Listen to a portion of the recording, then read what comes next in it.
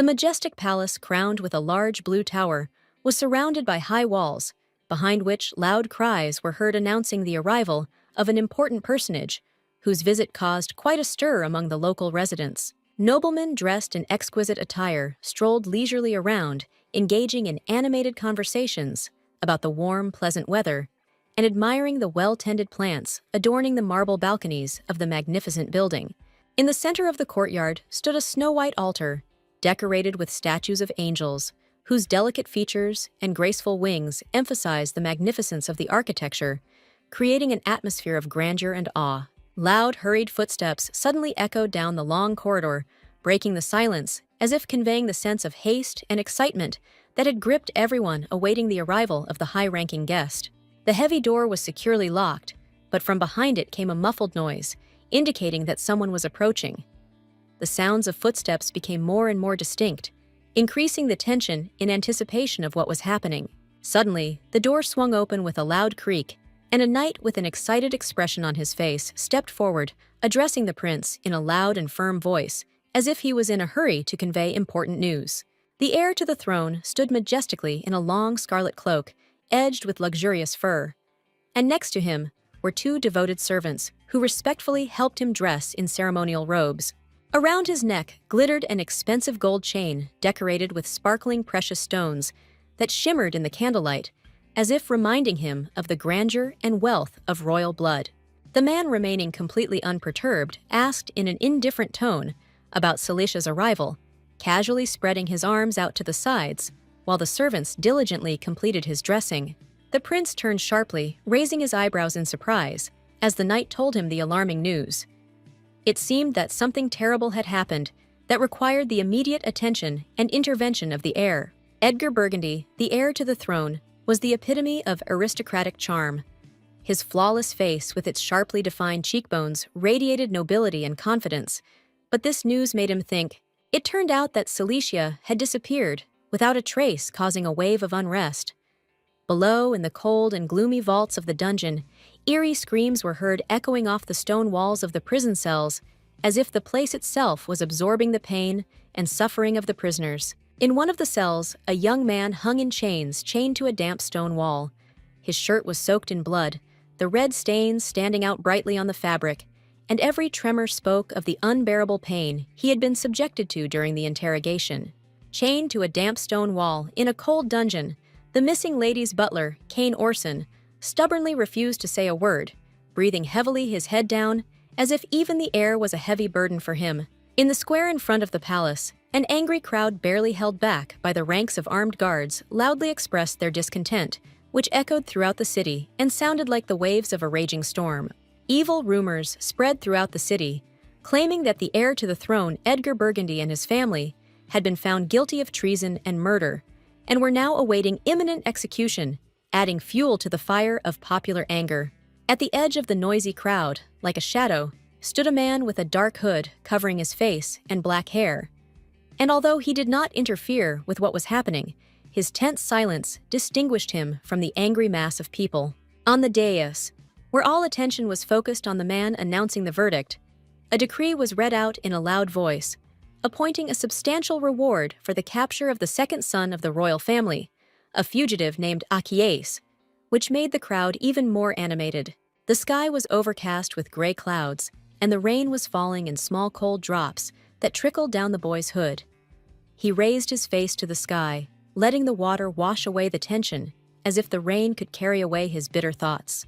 The noise of the crowd did not cease, and the people, as if deliberately detached from the tragedy, indifferently discussed the rumors about the murder of the lady whose destiny was to connect with the emperor. Their indifference seemed to indicate that, for them, this story was empty gossip. The mention of treason sounded like an irrevocable sentence, and the bloody nobleman, with dark, tangled hair, with a heavy gait and a drooping head, walked to the place of his execution under the watchful eyes of an indifferent crowd. With cold determination, someone grabbed the metal lever tightly and, without flinching, pulled it down, setting in motion a mechanism that doomed the man to death, leaving behind only the dull sound of a falling body and silence. The mysterious stranger, in a long hooded cloak, standing in the shadows nearby, slowly bowed his head, listening to the echoes of someone else's pain and fear that filled the air, and dissolved in the rhythmic sound of the rain. Before the people stood the very same traitor, Achaeus Lortragon, who had been wanted for a long time. His name sounded like a symbol of shame, and his presence caused a storm of emotions mixed with hatred and contempt from the crowd. After 5 long years of silence, the ancient dragon, the last of its kind, finally awoke from its centuries-long slumber, its massive body shaking the air as it flew over the dense forest, leaving behind a storm of wind and broken trees. Enormous, powerful paws, with long claws, fell on the hard stone, crushing it until it cracked. Then the dragon stepped onto the ground, shaking it with force and causing everything around to vibrate from its monstrous weight. The beast's powerful tail struck the stone wall with a ringing and roaring sound, leaving a deep dent in it, as if nature itself was retreating before the wrath of a powerful creature awakened in rage. Flapping his huge wing, the dragon let out a piercing cry, full of pain and anger, blaming those who dared to steal his magic stone, which was the source of his strength and pride. His eyes full of unbridled hatred, his pupils narrowed like thin slits drilled into the space in front of him, radiating a threat and power that was impossible to resist. The dragon could not stop thinking about where the culprit of what happened had disappeared to, and his mind was torn between anger and the question of where to find this impudent thief who dared to steal what was rightfully his. Slowly turning its massive head from side to side, the creature looked around carefully, listening to every sound and sniffing the air, trying to catch even the slightest trace of the one who caused its rage. The dragon roared furiously, and in his thoughts sounded the inevitable fate of the thief. When he was found, his body would be torn to pieces, and every piece of him would serve as a warning to others. The precious red stone, which was not just an ornament, but a source of powerful magic and power contained in its ancient depths, had to be returned for its loss, meant humiliation and loss of power for the dragon. The dragon's huge paw, framed by black claws, slowly reached out to the medallion that the thief seemed to have accidentally dropped, and touching it awakened in the creature memories of the magical connection with the lost relic. The dragon's sharp claws closed around the lost item, and at that moment it began to glow with a blinding light that pierced the darkness around it, as if the magic itself contained within it was awakening to life. A pillar of magical energy burst forth from the medallion, bright and dazzling, rising high into the sky, swirling like a whirlwind, as if nature itself were submitting to its majestic power and ancient will. Suddenly, the dragon's body began to blur in the rays of magical light, and soon, instead of a formidable beast, the figure of a man appeared whose features emerged from the radiance as if his true appearance had been sealed for centuries. The man still held the same medallion in his hand, but now it looked even more significant, as if it was not just a magical artifact, but contained some kind of personal sacred memory. Inside the locket, a wonderful picture appeared. A miniature portrait of a girl with snow-white hair, deep red eyes, and a soft smile.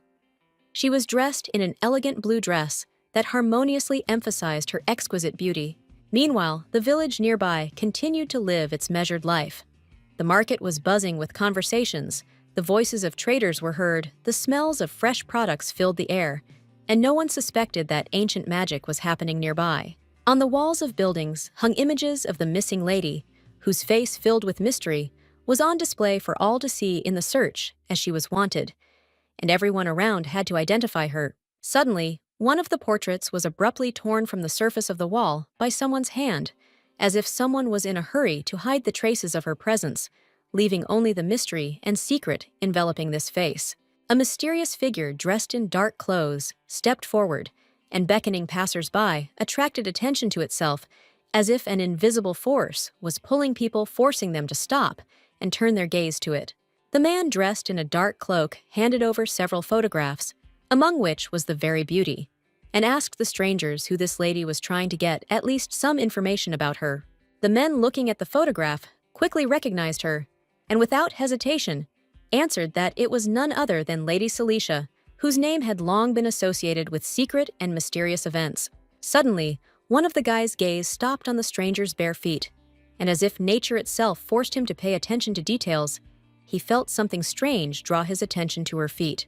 Tilting his head to the side, the man, carefully observing the lady in the cloak, thought that she was probably a foreigner, since her manners and appearance were clearly different from the locals, which immediately gave her away as something exotic and unfamiliar. Having received a short and rude answer, the guy became nervous, and without wasting time, pointed to the western hill, which was visible in the distance, claiming that it was there that there was a landmark that could help find the right place.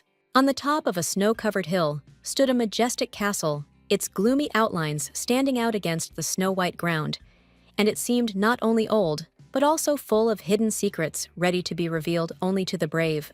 The guys added that the road to the hill would take about half a day on foot, but even if the lady decided to go there, it would be impossible to meet her, since the castle was hidden, and it was extremely difficult to find it without precise directions.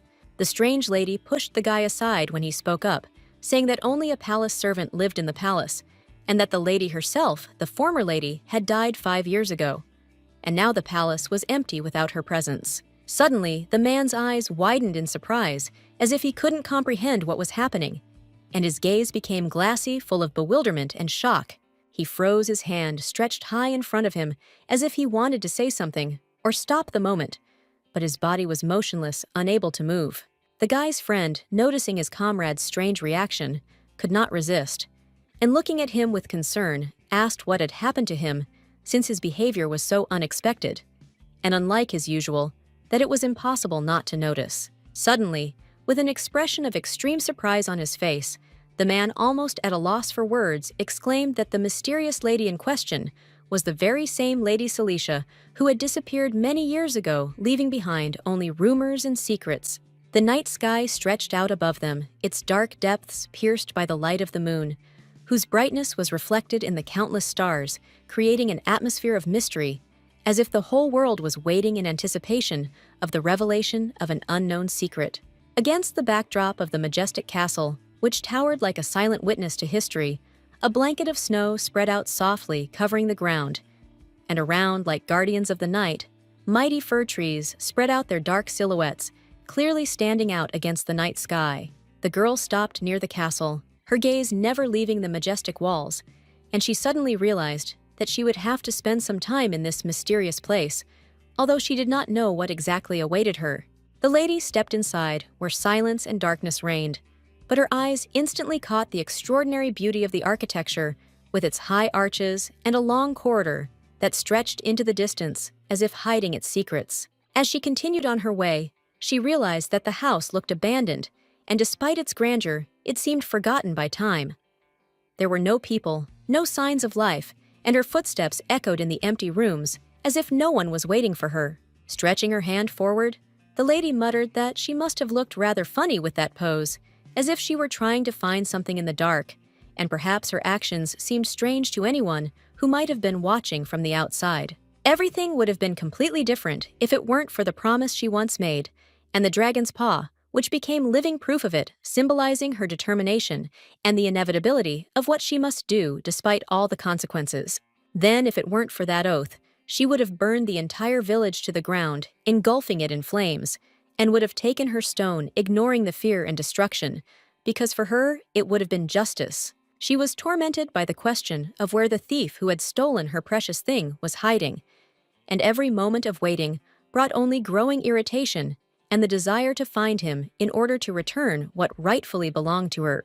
The lady was ready to pay any price to get back what she had lost, and her look, blazing with rage, betrayed all her determination, because she knew that not finding the thief was worse for her than any trial she could go through.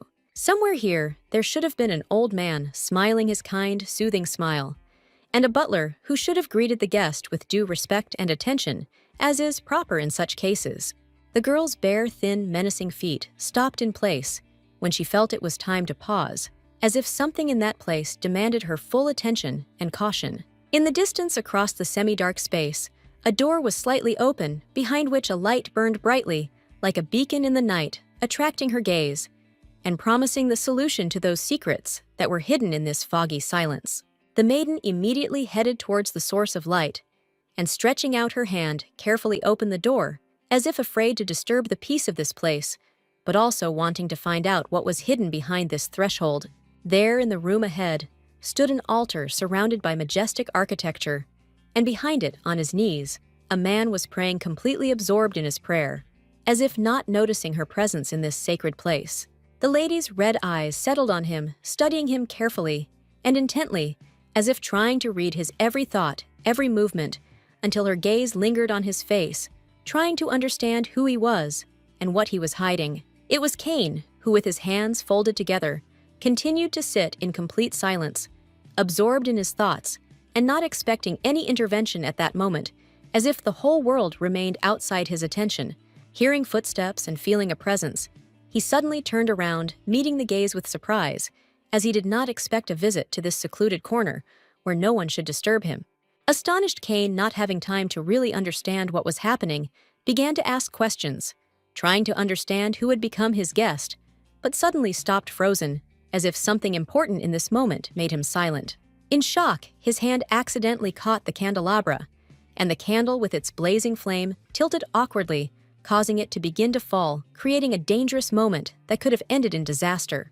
Cain quickly rose to his feet, managing to react, but the candlestick was already lying nearby, having fallen loudly to the floor, and the sounds of the fall echoed in the silence of the room, filling it with tension and anxiety. The guy was in complete shock. His mouth was wide open and his eyes wide with surprise, as if he couldn't believe what was happening in front of his eyes, and his body seemed to not obey him, freezing in anticipation for the situation to become clear. Celicia finally pulled her hood down, revealing her face, and a sly smile spread across her lips, as she said, laughing slightly, that she must have come to the right place, as if everything that was happening was predictable and carefully planned in advance. Without wasting any time, the guy hurried towards the mysterious woman, his steps becoming faster and more confident, his gaze never leaving her figure, and each of his steps seemed more decisive, as if he could not afford to miss a single moment. The man's hand was extended towards her in an attempt to get closer to her, as if his consciousness did not allow him to sit still, and the desire to touch her was so strong that his hand, without thinking, reached out to her with involuntary determination. With disbelief and a slight trepidation in his movements, Cain carefully touched the girl, as if not believing that everything that was happening was reality, and noticing her surprised look, he also froze, not expecting that her reaction would be the same as his own feelings. The light streaming from the windows softly illuminated the room, and the bars on the window, as if frozen in place, could not hide all the beauty of this night glow, which filled the atmosphere with a mysterious and enigmatic light. Hugging his mistress close, the butler whispered, with deep relief, that he was glad of her return, because this long-awaited event gave him a feeling of peace, as if all his problems were finally behind him. Suddenly, Celicia pulled away from the man, as if she didn't recognize him. Her gaze became cold and alien, and she pushed him away from her, as if he was not at all what she expected to see, and her behavior surprised the butler himself. In a serious and slightly rude tone, she said that perhaps they should have postponed this happy reunion, as she had much more important matters to attend to right now that required her immediate attention and concentration. Smiling, but with a slight hint of sadness on her lips, she placed her hand on her heart and explained that she had lost her memory, as if trying to justify her coldness and explain why her feelings and actions had changed. The guy's face froze in amazement. He couldn't believe what he heard, and his eyes reflected complete shock, as if Celicia's words were something incredible that didn't fit into the reality of his perception. Cain was a loyal butler to his mistress, working in her mansion for a long time, with devotion, expecting nothing in return. And his debt to her was the main guideline in life, allowing him to accumulate the knowledge and memories he wanted to return to her. To restore her memory and help her recover her lost past, he decided to take her to memorable places, hoping that familiar sights and atmosphere would stimulate memories. But as it turned out, the library and his office were alien to the lady. The streets, the courtyard, even the places where she had once walked and felt at home were now completely unfamiliar to her, and she could not remember anything that had once been so familiar, as if her life was still covered in the darkness of forgotten memories. Moreover, Celicia realized that this handsome young man standing in front of her was not at all like the old man she had imagined in her fantasies, because she was able to imagine a completely different picture, and now this young man surprised her with a smile. With her hands out to the side as if pointing at everything around her, she declared with determination that based on the story, she had a rough idea of what kind of person he was. But that was not enough to fully reconstruct the picture of what had happened in his life before. Opening her eyes, Celicia added that despite everything that had been said, they still had many important things to discuss, and her words sounded with a slight hint that questions about her past were still unresolved. The woman's bare feet remained motionless in place, but soon they turned smoothly, and the movements became so graceful that it immediately attracted attention, as if grace itself was manifested in every step she took, despite all the strangeness of the moment. With interest and slight surprise, she asked the guy why he stayed in this house, why he didn't leave, because it would seem everything had lost its meaning, and leaving could have been a logical step for anyone who was not connected to this place. Bowing his head, Cain paused for a moment, as if processing her question, and without giving himself time to think, he briefly replied that he was her servant, her butler, and could not leave his mistress even in the event of her death, since this was his destiny. He had no ulterior motives or other reasons for staying here, only devotion to his duty, and it seemed like his decision was absolutely logical for him, despite all the difficulties he might experience. High ceilings adorned with magnificent chandeliers hung from the darkness, their expensive crystals reflecting the faint light, creating an atmosphere of luxury and mystery in the room, as if the house itself was a living witness to all these untold stories. With a mocking and sly smile, Celicia asked if Cain would continue to serve her, even though she did not remember anything from her past, and might not act like a true mistress since her behavior might have changed. The butler, taking a step forward, approached her, and looking into her eyes with complete confidence, firmly declared that he could never leave his mistress despite all the circumstances, because his devotion and duty to her were unchanging. Having tenderly kissed the beauty's hand, the guy confirmed his loyalty only to her, leaving no doubt that his affection for her and service were stronger than any changes that could happen in her life. The library they entered was spacious and majestic, its walls lined with rare and valuable books, giving the place a special atmosphere, as if it were a treasury of knowledge and wisdom of an ancient family. Cain, noticing Celicia's gaze, explained that the presence of such a library meant not only culture and knowledge, but also power, the strength of the family, which was passed down from generation to generation, giving the owners of this land a special place in society. Casting a glance at the shelves filled with volumes containing many rare books, the lady thought to herself that power itself had no meaning for her, since her aspirations and interests in life were far from the values she saw in this house. Thoughtfully, with a slight interest, Celicia extended her hand upward, running her fingers over the objects that caught her attention, as if trying to find among them something that could awaken forgotten memories or arouse her curiosity. One book in particular caught her attention, and her feminine hand instantly grabbed it by the spine, pulling it off the shelf, feeling like an explorer ready to uncover the secrets hidden within the pages of this ancient tome. Cain, noticing her difficulty, approached her and helped her get the book, arguing that his help was due to the fact that it was too high up, and that without his help, it would be difficult to get the volume, especially considering her current condition. Celicia, agreeing with his words, asked him to explain other details and the meaning of those books in order to better navigate this world and feel confident in the future, no matter how complex her memories were.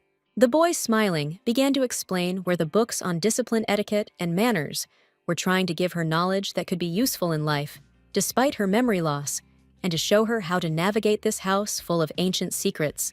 Quietly, with an expression of surprise, Celicia marveled at the scale of the library, for she had never seen such a large collection of books before, and her gaze lingered on each shelf as if trying to comprehend the grandeur of this place. Suddenly, her finger pointed to the side, and with interest she asked the butler what was in that corner of the library, where a bright light was burning among the shelves, attracting her attention as something unusual and important.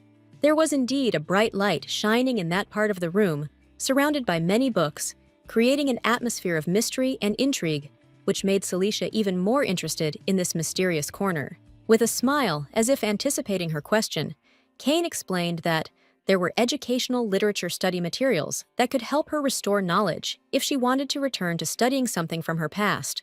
However, adding in a soft tone, he advised her not to rush, but rather to rest and get used to the environment, since she was just beginning to realize that there was a lot that was new and important for her here, and rushing would not be the best idea. Celicia continued reading the book, saying out loud that because she had forgotten so much, she would have to relearn and remember many things, as if she were returning to the past, which was now a mystery to her that needed to be solved. Having finished looking around the mansion and lost in thoughts about her surroundings, the girl asked the butler, who had been next to her before, among the people who surrounded her, since the memories of them seemed to have been lost. The book was carefully placed back where it came from, but Celicia's mind was filled with questions about her past, and who could help her regain her lost memories. Suddenly, Celicia froze, surprised to realize that the most appropriate place to meet other people might be a banquet, where those who could help her find answers to her questions would gather. She thought that at such an event, it was quite possible that the very thief who stole her magic stone would be there, and she did not rule out that this could be her chance to get it back. Kane, not sharing her confidence, doubted that aristocrats would appear at the banquet, which aroused the beauty's interest, since her intuition told her that the event would be more significant than he had expected. Fierce fighting continued on the border, never ceasing for a moment. The ground echoed with distant explosions, and the air was filled with the roar of weapons and the cries of soldiers fighting for every inch of land. Snowstorms and heavy blizzards continued to hinder the journey, as if nature itself was trying to stop their progress, adding even more difficulties to a path that seemed endless. Putting her hand to her chin, Celicia said thoughtfully that under these circumstances, they would have to organize a banquet in the near future, although perhaps not immediately, since the circumstances required patience and preparation. The butler readily reported that he had prepared a bath for the lady in advance, as if he had foreseen her fatigue and need for rest after a hard day. She could not refuse the comfort that was already there, because her body was exhausted, and the thought of hot water seemed like a salvation that promised her long-awaited relaxation and peace. The books left unattended were scattered across the floor in complete disarray, creating a sense of chaos that seemed to reflect the girl's inner state. The man, noticing the disorder, apologized for his confusion, and then bent down to pick up the fallen book, trying to restore order and avoid further inconvenience to his mistress. With a smile filled with concern, Kane reminded the lady that the water in the bath could have cooled down, and advised her to hurry to the bathroom so as not to miss the chance to enjoy a warm rest, which was so necessary after long worries. The maiden slowly followed the servant, leaving the book open on the stand, where the pages depicted a castle surrounded by majestic nature, which seemed eternal and endless. The statues, majestic and monumental, depicted griffins with outstretched wings. Their stone figures seemed to guard a room filled with history and mystery that this ancient mansion hid. On the table, decorated with antique carvings, stood a tray on which rested an elegant box containing bath accessories and bottles of fragrances that created an atmosphere of peace and comfort. Celicia sank into the warm water with pleasure, letting it wrap around her body like a soft cocoon and carry away the heaviness that had accumulated over the long days, giving rest to her tired body. Carefully, with concern for her feelings, she raised her head, her gaze directed into emptiness, and quietly whispering, she felt how the fatigue slowly disappeared, and her body was filled with lightness and calm, as if she had found a new charge of energy. Taking the exquisite glass in her hands, she took a light sip of the refreshing drink, enjoying its coldness and aroma, which instantly filled her body with a feeling of freshness, as if every sip was full of new life. Kane was an impeccable butler who served his mistress with such attention and devotion that his every movement, every word, was like part of the harmony that created the ideal atmosphere of comfort and well-being.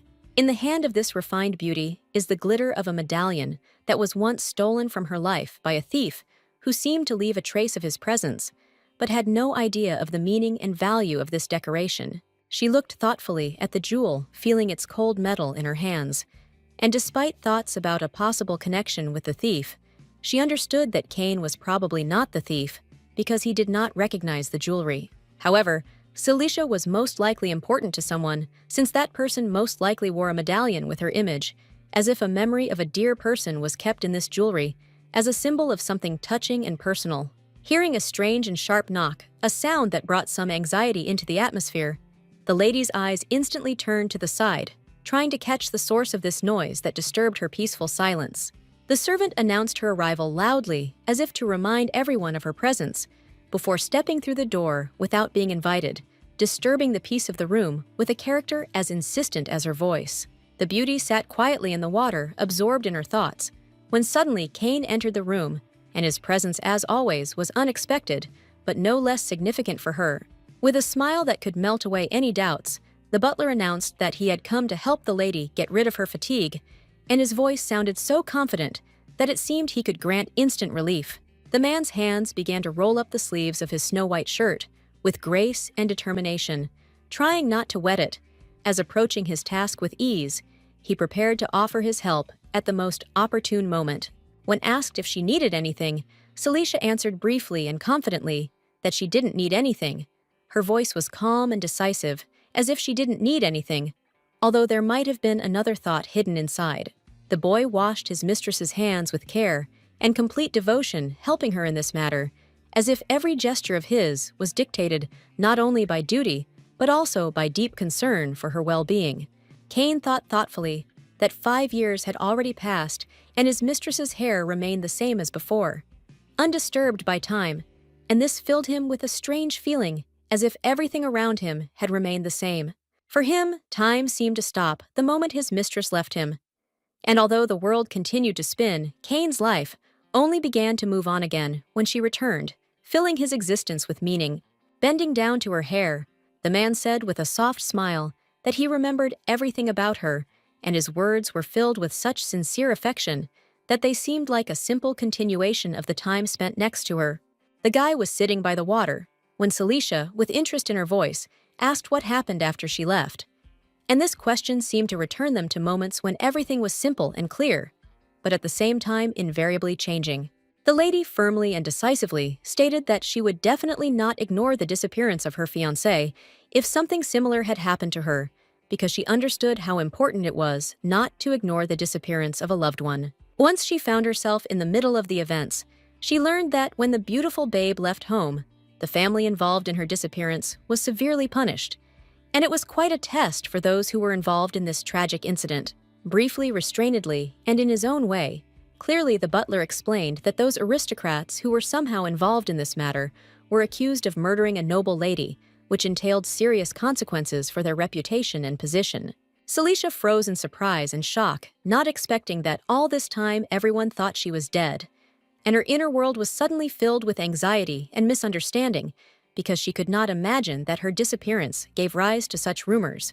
The candles in the bathhouse burned with a bright and warm light, their flames dancing in the air, creating an atmosphere of coziness and mystery, while the young people carried on a lively conversation, discussing the latest rumors that were so exciting the city.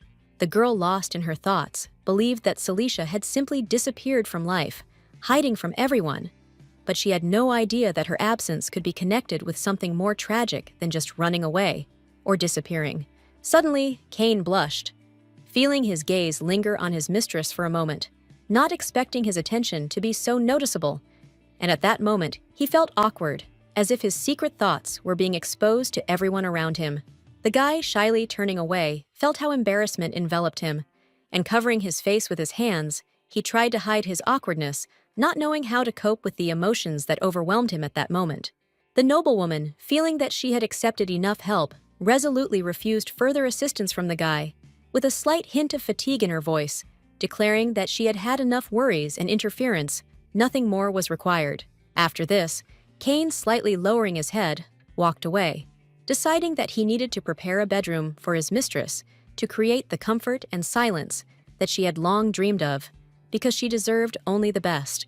The aristocrat, staring at her reflection in the water, thought about how she had chosen a dead man to become him, and this realization struck her, causing her to think about her decisions and the consequences they brought. Hearing the creak, she quickly turned towards him, warily assessing what was happening, and her gaze met with the one who stood next to her, instantly capturing her attention, as if the moment had stopped ready to reveal a new mystery. She closed her eyes in confusion and muttered something under her breath, as if praying that Cain would understand her silent order and leave her alone, as she needed some solitude to sort out her thoughts and emotions. But contrary to her expectations, instead of the butler, a dark figure in a long cloak was heading towards the beauty, and her steps sounded muffled, like a harbinger of something dangerous that was approaching with every moment. The blade, flashing for a moment, was clutched in the fingers of this figure, and it reflected the light as if ready for action, suddenly breaking the calm and foreshadowing something ominous that was about to happen. He was a mercenary who had come with the sole purpose of ending the lady, and his swing was swift and deadly, as if time had slowed down, and his every step was filled with determination to finish the job. However, the beauty's reaction was incredibly fast. She frowned. Her instincts kicked in instantly, and she looked around, looking for ways to defend herself, ready to meet the threat face to face, despite its unexpected appearance. The woman's hand waved, and instantly, there was a fiery explosion, bright and powerful, which seemed to tear apart space, illuminating everything around, leaving behind only flames and a cloud of smoke. The failed killer lay on the ground near the column, breathing heavily and suffering from a wound in his side. His body was wounded, and his heart was still beating with each labored breath, but he knew that his chances of survival were almost zero. The girl picked up a red blanket from the floor, and the fabric slid in her hands. Her movements were smooth, and her gaze was focused, as if she was going to hide from the world, closing herself off from all threats and worries. Covering herself with a cloth, Celicia thoughtfully asked why they couldn't leave her alone, as if her voice sounded tired from the endless attacks, and she was increasingly losing patience with such encounters. In shock, the mercenary, not yet realizing what had happened, stared at the lady who was confidently walking towards him. And this sight confused him. How could such a fragile woman be so strong and confident in herself, despite her appearance? With a cold gaze that did not forgive the slightest doubt, Celicia asked who was the man who had come to assassinate her. Her voice sounding icy, as indicated by her gaze devoid of any pity. The man, overcome with panic, began to tremble. His body could not contain the fear of that determined look, and sweat, like cold drops, flowed down his face, as if he was trying to get rid of the horror that had seized him. The maiden slowly removed the mask from the mercenary's face, trying to figure out his identity, and as soon as the fabric slid off his face, she saw the face of a young man that was distorted with pain, and his eyes were full of fear and despair. In front of her stood a young man with bright red hair. His face was covered in blood, and his breathing was intermittent and heavy, as if every movement was difficult for him, and he could barely stay on his feet.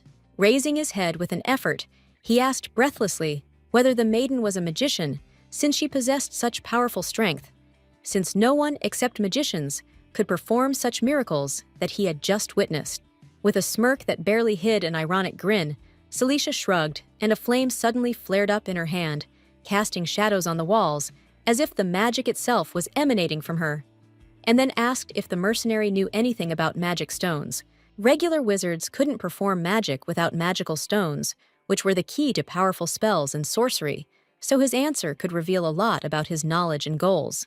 Who was this mysterious beauty who handled magic so easily and confidently, as if it was a simple task, for her being only a simple aristocrat?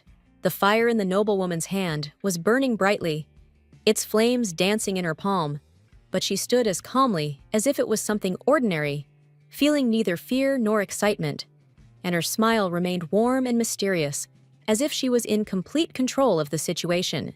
The mercenary, despite all the pain, still clutched the blade in his hand, his fingers wrapped around the hilt as if they couldn't part with the weapon, despite all the chaos that was happening around him. And he continued to stand, as if it was the last thing keeping him on his feet. Suddenly, unable to bear the pain, the man screamed, his voice full of agony, as his hand, the one that had previously held the weapon tightly, suddenly shook with sharp pain, making him realize how quickly his body was losing control, even with all his determination. And with that cry of pain, the blade was thrown back, with such force that it fell to the floor with a crash, leaving on its metal blade only a memory of what had once served as its weapon. But now it had become only a helpless weight, so as not to cause any more harm to anyone. Like a true demon? Celicia asked again, with icy calm, trying to find out who this stranger was, but feeling that further questioning would only complicate the situation. She decided not to waste any more time on questions. The man, trying his best to hold back a groan, remained stubbornly silent. His breathing was heavy, and his mouth remained open in pain, as if every inspiration required a lot of effort from him, and his body was beyond control. A moment later, the mercenary bowed his head with difficulty.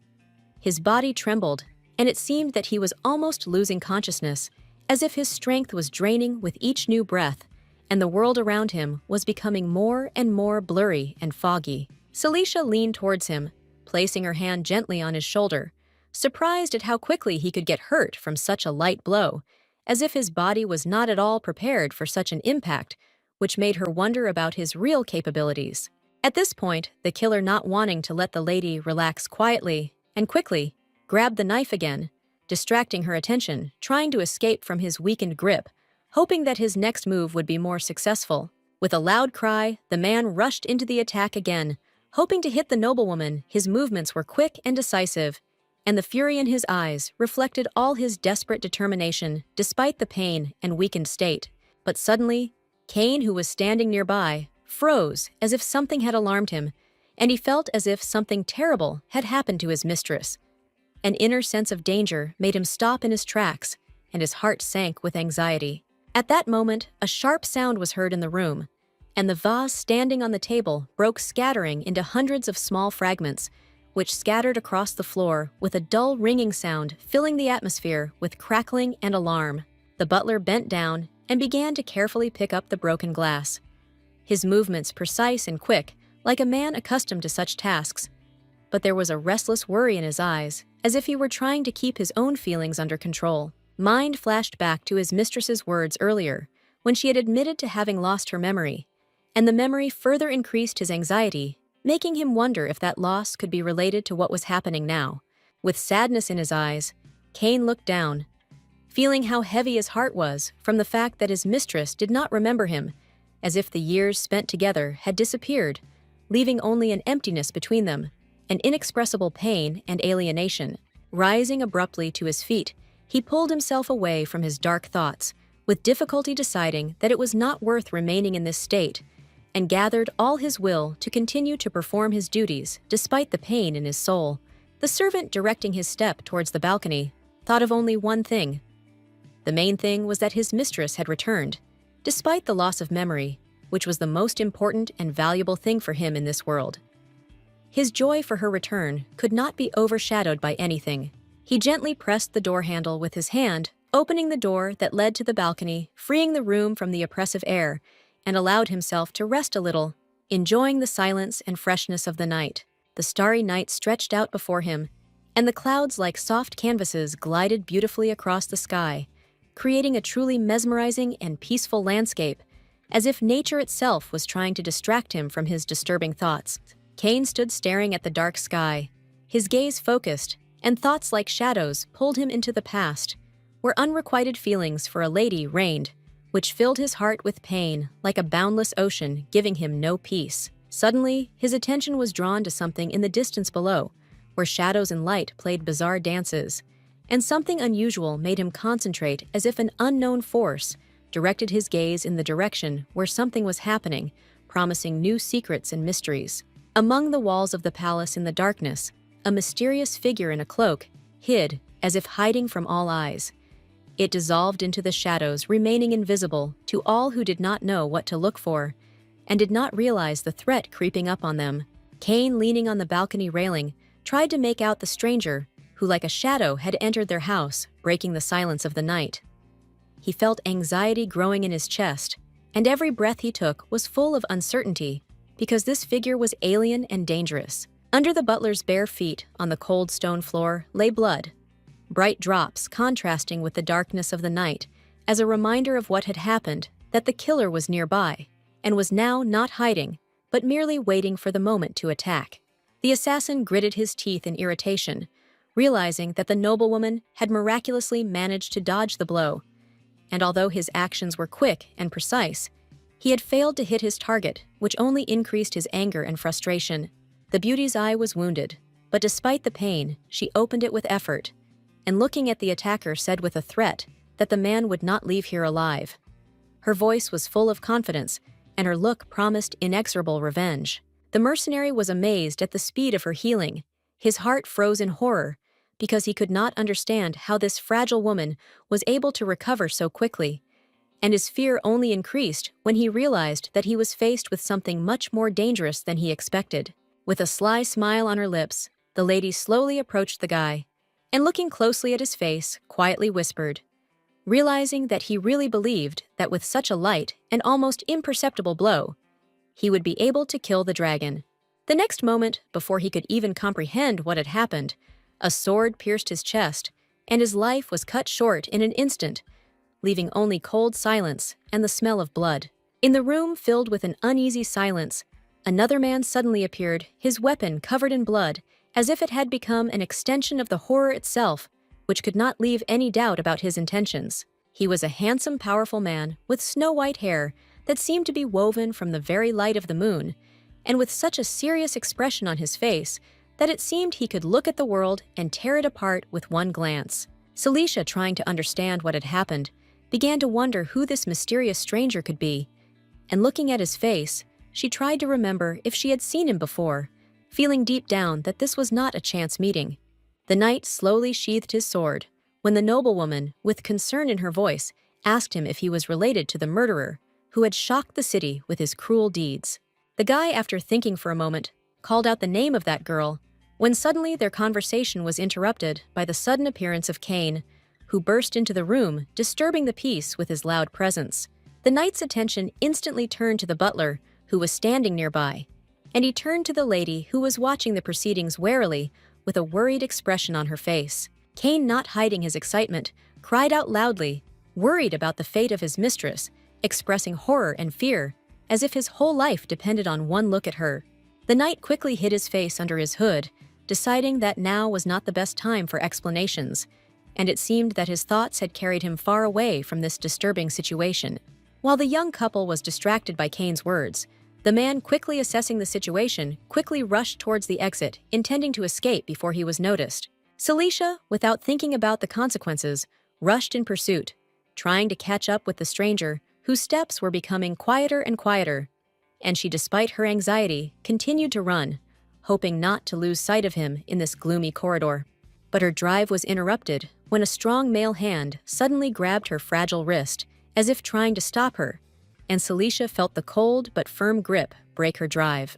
Cain, with a hard and impartial look, answered his mistress sternly, reminding her that before rushing off in pursuit or looking for answers, she should first take care of her wound, which could cause further trouble. Meanwhile, their mysterious night guest had already disappeared, leaving behind only an open window and a carelessly abandoned door, the creak of which echoed in the empty room where only silence remained.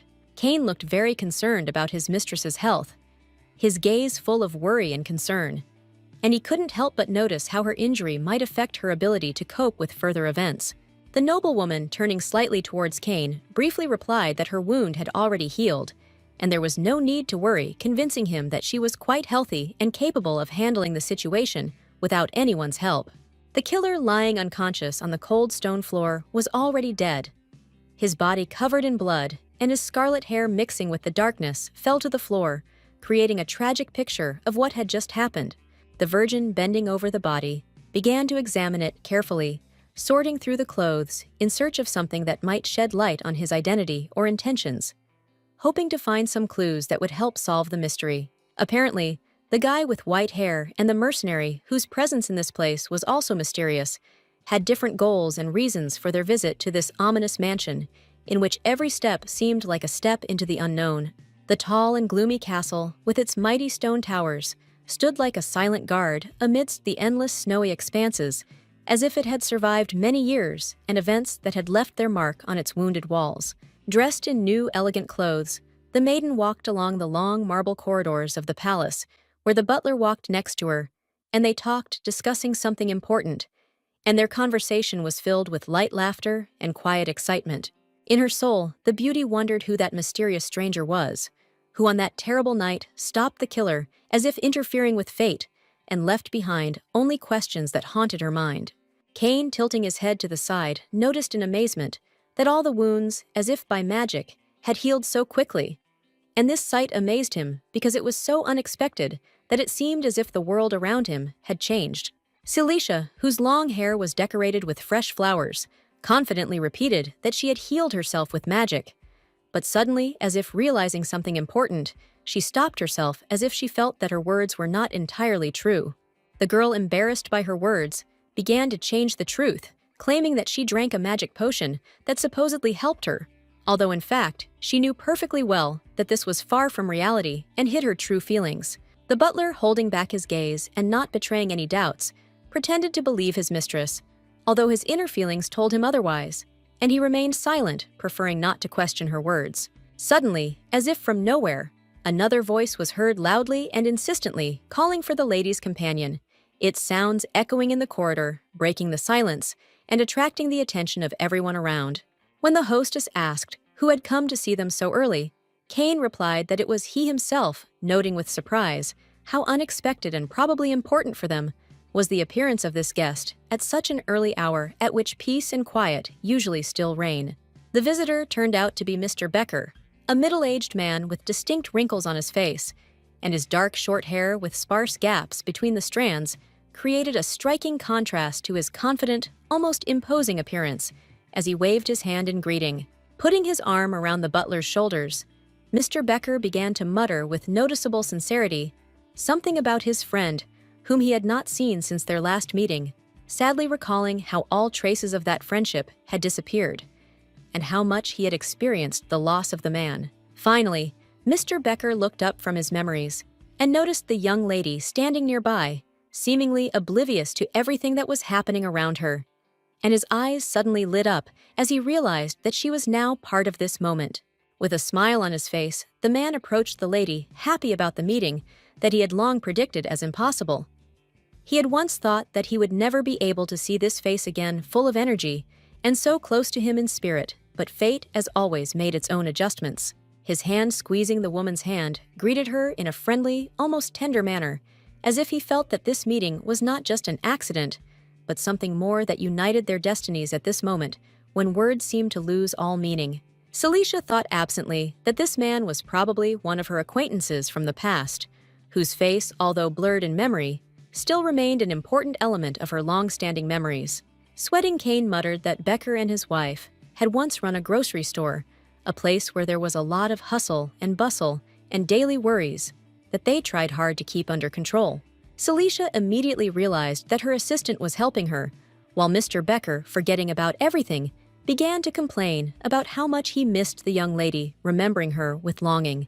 The walls of the palace, imbued with an atmosphere of mourning silence and grandeur, created the feeling that time flowed slowly here, as if absorbed by the grandeur of ancient frescoes. Celicia immediately started asking about the upcoming festival that was supposed to take place very soon, showing a keen interest in the details of the event, trying to understand how it would be organized and what to expect from this event. Becker, waving his arms excitedly, announced that the Crown Prince would soon be returning to the capital after his victory on the border, and that this moment would be marked by a great celebration, which attracted the attention of all present. Celicia, interested, quickly asked if all the city's residents were going to attend the celebration, and received a confident answer that most would undoubtedly be there, anticipating this significant event. Celicia smiled, thinking that such an important event, the butlers and all of them, certainly could not miss, and turning to the butler, easily expressed her opinion about participating. The butler, having no other choice, only nodded in agreement, unable to object to her decision, which was quite logical and in line with current events. The village continued to live its normal life. People slowly moved about their business, went into houses, discussed the news, and in their daily bustle, there were no traces of the upcoming celebration or excitement. Becker, proudly leading the lady through the market, began to shout loudly and confidently so that everyone would pay attention to her presence, thereby demonstrating how important this moment was for him and his companion. The butler stood nearby as the gentleman added that Celicia had come to the market with the aim of helping all the locals, offering her help and support, which was attracting more and more interest from those around her. When the crowd noticed the lady previously believed to be dead by rumors, they began to whisper in surprise and shock, not believing their eyes, discussing this incredible meeting as if a ghost from the past was standing before them. People began to ask the lady where she had been all this time and why her appearance had not changed, trying to find out how it happened that she had returned without undergoing any changes. Seeking help, Celicia quietly approached the butler, asking him to help her get rid of the noisy and persistent peasants who would not stop asking questions and were too intrusive about her past. However, Kane was completely absorbed in the attention of the girl who grabbed his hand and began to persistently pester him, showing obvious interest in his appearance and manners. Before leaving with the girls, Kane promised that he would return very soon and would definitely help the lady, not forgetting about his obligations, despite the situation that was developing around him. Suddenly, someone's hands grabbed the beauty by the elbow, attracting her attention, and making her turn, instantly feeling how the force of this gesture conveyed the urgency of the situation and awakened her curiosity about what was happening. It was a young girl who asked the noblewoman to follow her in a light and confident tone, and her request sounded as if she knew perfectly well that Celicia was the one who could help in what awaited her. Before Celicia had time to realize what was happening, the girl had already begun to pull her forward, leading her through the crowd with such ardor and determination that the aristocrat herself barely had time to follow her, losing any opportunity to object. There was a bustle around the small pond, surrounded by green grass and wicker baskets, where the villagers usually washed their clothes. Their everyday life seemed completely alien to her, but at the same time, it was full of some deep reality. The aristocrat, looking at what was happening, felt obvious discontent and confusion from the fact that she was being forced to help in such an occupation which she had never considered her business, and that her high position did not protect her from this awkward situation. Ordinary people, many of whom were poor and barely making ends meet, did this work every day, carrying heavy piles of clothes, washing them in water to provide for their families, without having the opportunity to relax for a minute. Suddenly, the young maiden with a curious look asked the beauty if she was waiting for the very one, to which Celicia could not immediately answer, because her thoughts were occupied with other concerns, and she did not immediately understand what was being discussed. It turned out that the village woman had in mind a meeting with the crown prince, a handsome man who was considered the most attractive man in the entire empire, and rumors about him as a warrior who heralded victories quickly spread among the common people. The prince was a warrior who always returned victorious in shining armor, which gave him even greater charisma and respect among the people, and his appearance left no one indifferent, becoming a symbol of heroism and courage. Clutching her things to herself, the girl began to tell rumors that Edgar, despite the fact that it was believed that the noblewoman had died, still continued to wait for her return, promising that he would be incredibly glad to see her again and meet again. Silently and without any emotion, Celicia listened to the speech of ordinary villagers, who despite their simplicity were full of confidence in their words, sincerely believing in these rumors, even if they were far from the truth. When asked whether she would become the crown princess, the lady answered indifferently, showing neither joy nor anxiety, saying that she herself did not yet know what awaited her, and the future remained a mystery to her as it was to everyone around her. Suddenly, accidentally cutting her finger, Celicia felt a sharp pain, and blood immediately flowed from the wound, which instantly attracted the attention of those around her, and made her stop, realizing that she needed to act quickly. The hands grabbed the lady's hand, warning that if she didn't hurry and heal the wound, there would be a scar on her finger that would remind her of this moment for a long time, and it needed to be treated urgently. However, before the girl could help, she was pushed aside, and someone else took over, wanting to help quickly, without waiting for full intervention, making Celicia feel helpless at that moment. However, the maiden stubbornly grabbed a piece of cloth, and despite possible obstacles, began to bandage the wound on the lady's finger, trying to prevent trouble from happening and quickly provide the necessary assistance. Celicia just stared at the bandages wrapped around her arm, thinking only about how noisy and troublesome these people were, who seemed unable to live a peaceful life without interfering in her personal affairs. Evening was approaching, and the sun was slowly setting, illuminating the village with a golden light that softly diffused through the streets and houses, creating an atmosphere of a quiet and peaceful end of the day, when everything seemed to be immersed in silence. On the table before them was a modest meal, a simple stew and fresh rolls that might have seemed plain if they had not been so tasty and nutritious, filling everyone at the table with a sense of satisfaction and homeliness. Sitting at the table with the peasants, Celicia watched as the villagers thanked the rich for their help for their good deeds, and then, as if by intuition, the conversation suddenly turned to the topic of goblins, which at first seemed strange, but soon became a topic for discussion.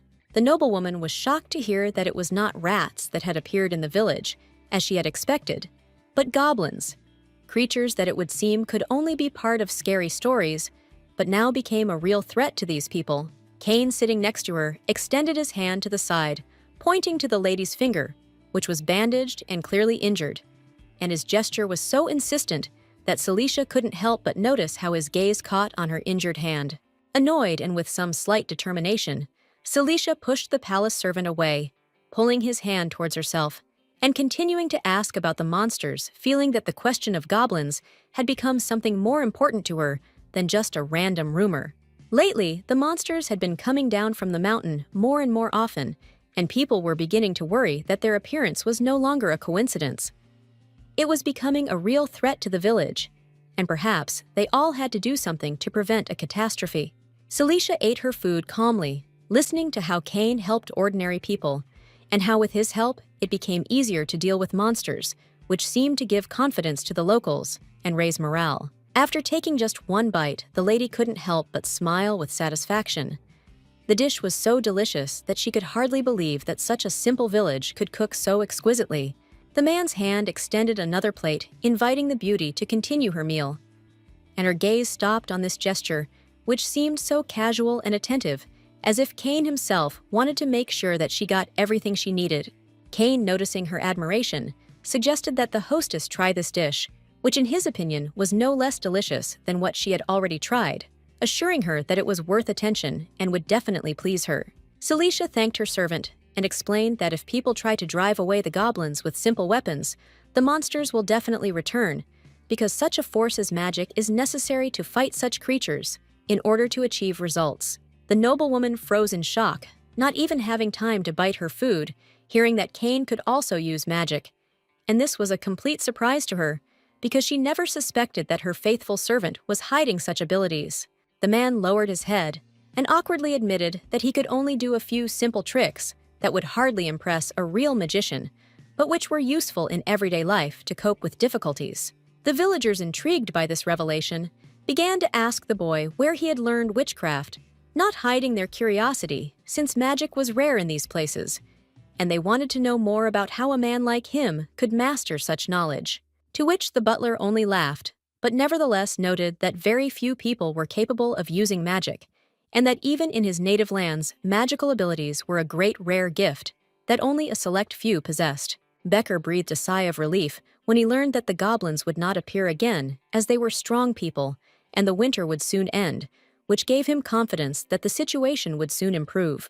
Under Madame's gaze, Cain said that he would always be ready to help the villagers, as long as they told him what they needed, and his words sounded sincere, leaving the impression that he was truly willing to support. The peasants were pleased and happy with this answer. Their faces lit up with gratitude, and they felt that their problems would not be ignored, and that help would be provided. Noticing the sadness in the madame's eyes, Becker handed her the dish offering to try it. And with this gesture, he truly struck the woman, making her feel the care and attention that she so needed. The lady smiled, and with a look of complete satisfaction, said that she was already full, but the guy apparently should eat more, because he clearly had not gained enough strength to feel completely full. Outside the window, the snow squall continued, which combined with the icy wind created a truly magical atmosphere, when white flakes inexorably filled the space, turning the world into a foggy and frozen place. Soon, a real snowstorm broke out during the night, and the house, standing far from everyone, seemed to become the only shelter in this icy world, while the blizzard raged, filling the space with cold and relentless wind. Becker offered to let the young men stay with them for the night, as the weather outside was so terrible that it would be extremely unwise and dangerous to continue on their way, and he readily offered them a place to stay for the night to ensure their safety. After he made the offer, Becker added that he would be happy to give them a ride home in the morning, when the storm might have died down and the weather would be a little calmer, which would relieve them of unnecessary worries. But Cain started in surprise and refused resolutely, and a drop of sweat ran down his face, which betrayed his inner tension despite his attempts to hide his excitement, and clearly showed that he was far from well. The girl noticed that the guy looked quite attractive, but he waved her off and said that he was fine, hiding his true feelings behind a smile, as if not wanting to show that he was not entirely comfortable. Suddenly, the man staggered and almost fell, and Celicia, noticing his weakness, immediately began to worry about him feeling uneasy, because she could not remain indifferent when something wrong happened to him. The butler's vision began to blur, and his body lost strength. He literally sank into a fog, losing consciousness more and more often, which became more and more obvious, and every moment became more dangerous for his health. Brushing his hair away from his face with his hand, the man suddenly came to his senses after he had passed out his vision, quickly clearing up, but his mind remained in a state of disquiet, not understanding what exactly had happened to him. Remembering that the mistress had arrived to see him yesterday, Cain instantly jumped out of bed, panicking and starting to look for her, worrying about where she could have disappeared to, because in such a state, he could not leave her unattended. He hurried down the steps on bare feet, trying not to waste time, because every second was worth its weight in gold, and his haste was caused by fear and the desire to find the lady as soon as possible and make sure that everything was okay with her. However, despite the fact that the chandeliers were burning in the house, the rooms remained empty, and despite the visible atmosphere of coziness and warmth, people were nowhere to be seen, which created a strange feeling of loneliness and silence in this house. The door was locked with a strong lock, and it was impossible to open it without a key, which only increased his anxiety and made him feel that the solution to the problem would not be so simple. Suddenly, to his surprise, a hand appeared that opened the door without difficulty, and the man calmly entering as if he knew that the door should open without wasting time on unnecessary thoughts. It was Celicia who, having received a sharp blow against the doorway, suddenly lost her balance, and clutching her head, began to indignantly curse her butler, who in her opinion should have been more attentive. The guy, noticing her condition, placed his hand on Celicia's palm, gently asking how she was feeling, showing care and tenderness in this gesture, trying to make sure that she was okay after the unexpected fall. Cain tenderly apologized to the hostess, admitting that he had been too rude and had not noticed her, and with sincere regret added that his behavior was unacceptable because she deserved only respect and attention. The lady pushed away the helping hand, replying reservedly that she did not need support, and then asked how the servant was feeling, with obvious interest and slight concern, trying to find out if everything was all right with him. Once safe, Celicia let out a calm sigh of relief that everything was fine, and glad that Cain hadn't noticed her use of healing magic. She was relieved that it had gone unnoticed. It was already late, and a blizzard with a strong wind was raging outside the window, and the snow covering the ground inexorably continued its path, creating a frozen world that was permeated with cold and foggy emptiness. Turning away, the beauty suggested that the butler go up to the second floor, where they could rest and warm up, giving him the opportunity to relax a little in solitude and enjoy the silence of this comfort. A hot drink appeared in the lady's hands, smelling pleasantly of spices, which was obviously prepared to warm her and give her pleasure, filling the room with a pleasant aroma and an atmosphere of comfort. Cain, with concentration and respect, carefully wiped the feet of the woman with a rag, who had been missing somewhere all this time, perhaps walking barefoot on the cold ground, and now finally finding herself indoors, was enjoying its warmth and comfort. Celicia, having settled down on the bed, was surprised to say that she had seen snow for the first time in her life, and now she was especially interested in observing this white miracle of nature, which she had only heard about before, but had never felt on herself. Previously, she had only been in places full of destruction stones and fire, where chaos and disaster reigned, and for her, this was a familiar background of life. But the snow, with its peaceful and tranquil beauty, turned out to be something completely new and unusual for her. But suddenly, with mild interest, the aristocrat changed the subject and asked the butler where he had learned magic, curious about what secrets he was hiding, since his knowledge seemed strange and unusual to her for a man of his position. With a sly grin on his face, Cain reminded that he had only mastered the basics of witchcraft without claiming any special knowledge or abilities, and added that his magical skills were far from outstanding, but only simple and limited. These were mainly staves with magic stones, or healing potions, that he used in his practice, because his knowledge of magic was limited to such simple and useful things accessible to most. The beauty blinked sleepily, and unable to fight off fatigue, began to doze off to the monotonous speech of her devoted servant, whose voice became more and more relaxing and lulling, as if plunging her into a world of half-sleep. Cain, looking at the sleeping lady, noticed how a light blush appeared on her cheeks, giving her face a special softness and tenderness, and at that moment his gaze became more thoughtful, as if he wanted to remember this moment. With his hand, he carefully removed the glass from the lady's hands so that she would not accidentally spill the water, and caring for her comfort, he acted carefully so as not to disturb her peace, because it was important to him that she rest without interference. Gently smoothing his mistress's hair with his hand, He quietly wished her good dreams, allowing her to immerse herself in the world of dreams, while he himself remained nearby, feeling responsible for her safety and comfort. Hearing strange sounds coming from behind the door, Cain quickly stood up and went to check what was going on, asking if something had happened to the lady or anyone else in this house, warily assessing the situation. His hand grabbed the door handle and pulled it towards him, but unexpectedly for him, a sharp pain pierced his body, and Cain, losing his balance, fell to the floor, feeling his strength leaving him.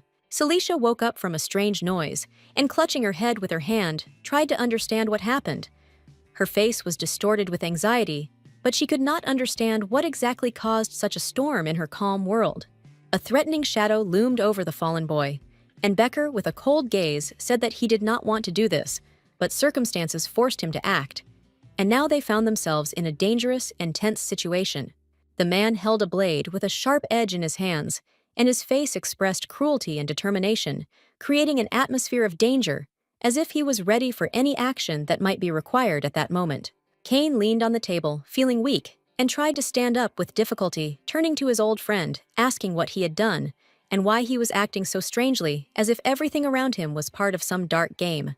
Becker rudely replied that he shouldn't have woken up after dinner, because it only complicated everything, and it would have been much better if he had stayed asleep and not interfered with what was happening, which would only have complicated the situation. Cain suggested that the man had put poison in their food, trying to understand what could have caused such aggression and strange behavior, because his intuition told him that something was fishy about these events.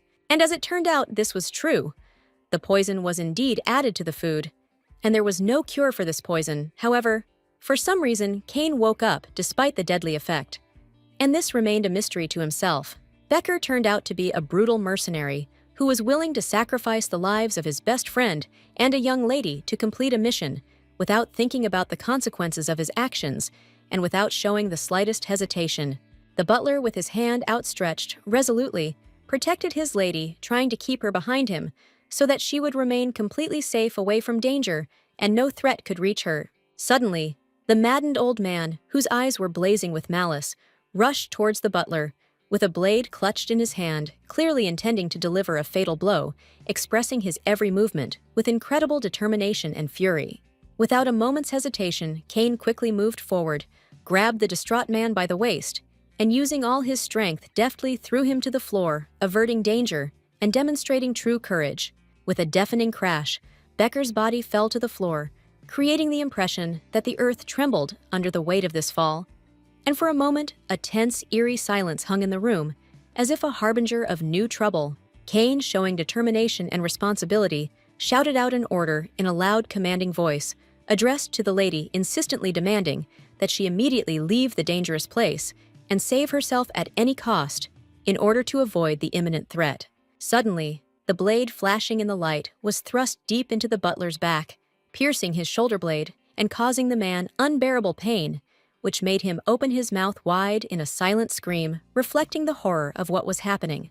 Becker, gathering his remaining strength, tried to swing for the next blow, but suddenly his hand seemed to turn into a motionless stone, became paralyzed, and stopped obeying, and he froze in amazement, realizing that the magical force had completely bound his body. Cain, exhausted and worn out, collapsed face down on the cold stone floor, no longer able to stand on his feet due to the deep wounds and the loss of the last of his strength that had left him after the brutal fight. Celicia, standing motionless in a majestic pose, raised her hand high above her head, concentrating streams of magical energy that emanated from her in a powerful, furious light, illuminating everything around her and suppressing enemies with her presence. No longer able to resist the growing weakness, Cain slowly closed his eyes, surrendering to the power of darkness, and the last thing his weakening gaze managed to catch was the image of his mistress surrounded by the radiance of power. In Celicia's graceful hand, dark energy swirled and hovered, saturated with hatred and rage, like a living substance, ready to unleash all its destructive power on those who dared to stand in its way. This most sinister magic enveloped the villain's hand, instantly paralyzing him and causing him to turn to stone from the unbearable pain that pierced his body like thousands of red-hot needles, depriving him of the ability to resist. Celicia, her eyes flashing with contempt, spoke words of accusation in a cold and stern voice, calling the man a worthless swindler and a pitiful scoundrel who did not deserve even the slightest manifestation of pity. After her accusatory words, she, maintaining her dignity, slowly picked up the blade from the floor, looking at the man with icy calm, and in a sharp tone asked who exactly hired him for this dirty deed. Panic and despair filled the man, his hand shaking, clutching the hem of her dress, his voice full of pleading loudly, echoing throughout the room, begging for mercy, and hoping to awaken at least a drop of mercy in Celicia. Trying to justify his actions, he admitted in a trembling voice that if he revealed the name of the person who hired him, he would inevitably doom not only himself, but also his beloved wife. Falling to his knees, he began to beg Celicia for mercy, with tears in his eyes, his voice trembling, and his words interrupted by sobs, as if he was looking for her as his last chance to save him from inevitable punishment. Suddenly, contrary to his expectations, Celicia, with a cold expression on her face, announced that she had changed her mind, and slowly approaching carefully, placed her palm on the man's head, as if preparing to deliver her final verdict. At that very moment, a scarlet drop of blood fell to the floor, with a quiet sound, followed by another symbolizing pain and suffering, and Becker himself only screamed before his strength finally left his body. Lady Celicia, icy calm, watched the mercenary's agony in silence, her gaze impassive, devoid of even a hint of pity, as if what was happening was nothing more than part of her inevitable revenge. At this time, Madame Becker, sitting nearby, held her hands tightly clasped over her mouth, her eyes wide with horror, and her expression reflected a mixture of shock and complete awareness of the inevitability of what had happened. Tears flowed freely down the cheeks of Madame Becker, who, looking at what was happening with horror, called the young lady Celicia a real demon, incapable of feeling pity or compassion, accusing her of cold cruelty. Celicia's cold, emotionless demeanor, her absolute calm with which she took life without hesitation, was so eerie that it aroused in observers a mixture of horror and awe at her power. Turning her back to what was happening, Celicia muttered, with slight irritation, that her mood was completely ruined, and there was fatigue in her voice, mixed with a shadow of contempt for those around her. Warm memories of the butler, who had always been a loyal and helpful servant, suddenly flashed through her mind, and the thought that his death would be meaningless was briefly reflected in her gaze. Stopping at the man, she bowed her head, and her blood-red eyes, with wild fury and hidden pain, dug into his figure, as if wanting to convey to him the full depth of her hatred. At this time in the tavern, where many people had gathered, they were loudly discussing the latest rumors, their voices merging into a general hum, filled with assumptions and guesses about what was happening outside the walls of the estate. The men in the tavern were animatedly discussing the death of Mr. Becker and the grief of his widow, and their conversations filled the space with grim details, never ceasing to shake the air with emotion and sympathy for her loss. At one of the far tables, as if trying to remain unnoticed, sat a mysterious stranger in a dark cloak, his face hidden in the shadow of a hood, and a cup, with some kind of dark drink in his hand, oblivious to his surroundings. Looking sadly into his drink, the stranger quietly muttered that no matter how much they questioned Mrs. Becker, no one was able to reveal the details of the terrible tragedy that destroyed her life and the life of her entire family. The second man sitting at the next table sadly added that Becker's widow, in addition to everything else, had also lost her memory, which unfortunately only worsened her suffering and made her condition even more difficult. The mysterious handsome man in the cloak, sitting to the side, listened with intense attention to the conversations about the aristocratic family. His gaze became increasingly gloomy, and something in his soul seemed to respond to these rumors. Unable to bear the growing excitement, he abruptly put the cup down on the table. A loud knock on the wood made everyone in the tavern turn around, and the men fell silent for a moment, looking in surprise at the stranger who seemed to know more than he could tell. The men ended the conversation by concluding that it was likely a spontaneous killing, nothing more, not worthy of in-depth investigation or further discussion. The knight in the dark cloak, leaving behind whispers and glances, rose from his place, and not paying attention to the others, walked away, his mysterious figure disappearing into the darkness. As he passed one of the gossips without warning, he gave him a sharp push, causing him to choke and start cursing speechless from the unexpected encounter with this mysterious stranger. One of the men stood up and shouted loudly at the stranger, demanding that he watch where he was going. but his voice sounded with obvious contempt, as if he was used to commanding others.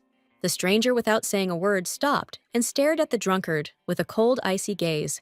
His eyes were full of icy menace, as if ordering him to be silent and do what he was told. The frightened boy froze in place. From the threat, his body seemed to have turned to stone, and the words stuck in his throat so that he could no longer say anything, feeling a cold pressure on himself. One of his friends, noticing that the situation was getting out of control, hastened to reassure him, saying that perhaps it was simply the consequences of the fact that they had drunk too much earlier. But his words could not restore confidence. The man with white hair, ignoring the frightened drunks, continued on his way, walking away a steps calm and determined, as if he was confident in his decision despite what was happening around him. There were rumors about the mysterious guy, that he was a killer, and many said that it was better not to mess with him. Avoiding him was a wise decision if you did not want to become his next victim. The street was already sinking into the evening silence. The houses stood as always dark and silent, and the old boxes by the sidewalk added to the picture a feeling of abandonment, as if this corner of the city was deprived of life and hope.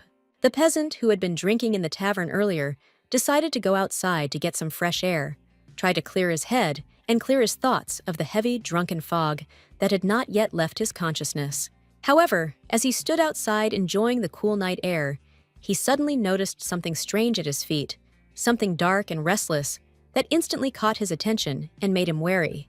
The man winced as he looked down in alarm to see his beaten comrade lying helpless on the ground, his body immobilized and his face covered in blood, giving the peasant a feeling of horror and helplessness. The boor who had been shouting and cursing in the building earlier was now lying unconscious. His eyes rolled back, and there was blood on his face, as if some violent struggle or violent blow had left him in that state.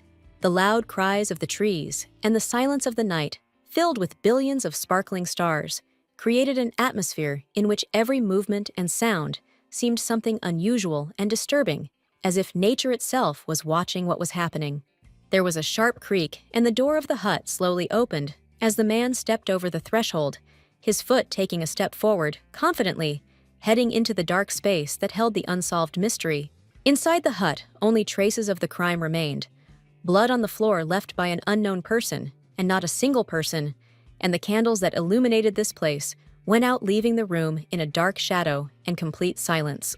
The knight entered the house, beginning to examine it for signs of flight or resistance. But everything looked strange and awkward, as if in this place there were only questions that no one could answer. He lowered his head and realized that someone was persistently following the girl, and this feeling of pursuit did not give him peace, making his heart beat faster, as if everything that was happening was part of a mysterious game. His steps stopped near a used bandage that lay on the ground, and it made him feel like the story he had been trying to unravel was only just beginning to unfold. The knight leaned over and began to carefully examine the abandoned bandage, carefully picking it up with his hand to understand what it could tell about what had happened and who had left this trace in this mysterious place.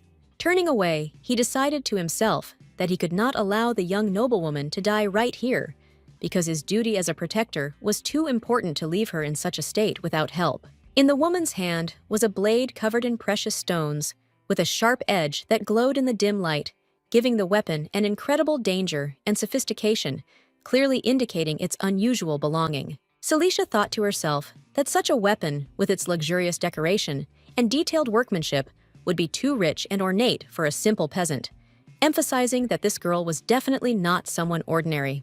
As the lady sat, another man entered the room. His steps sounded firm, and he was not like the one she had seen before. His presence filled the space with an unusual feeling.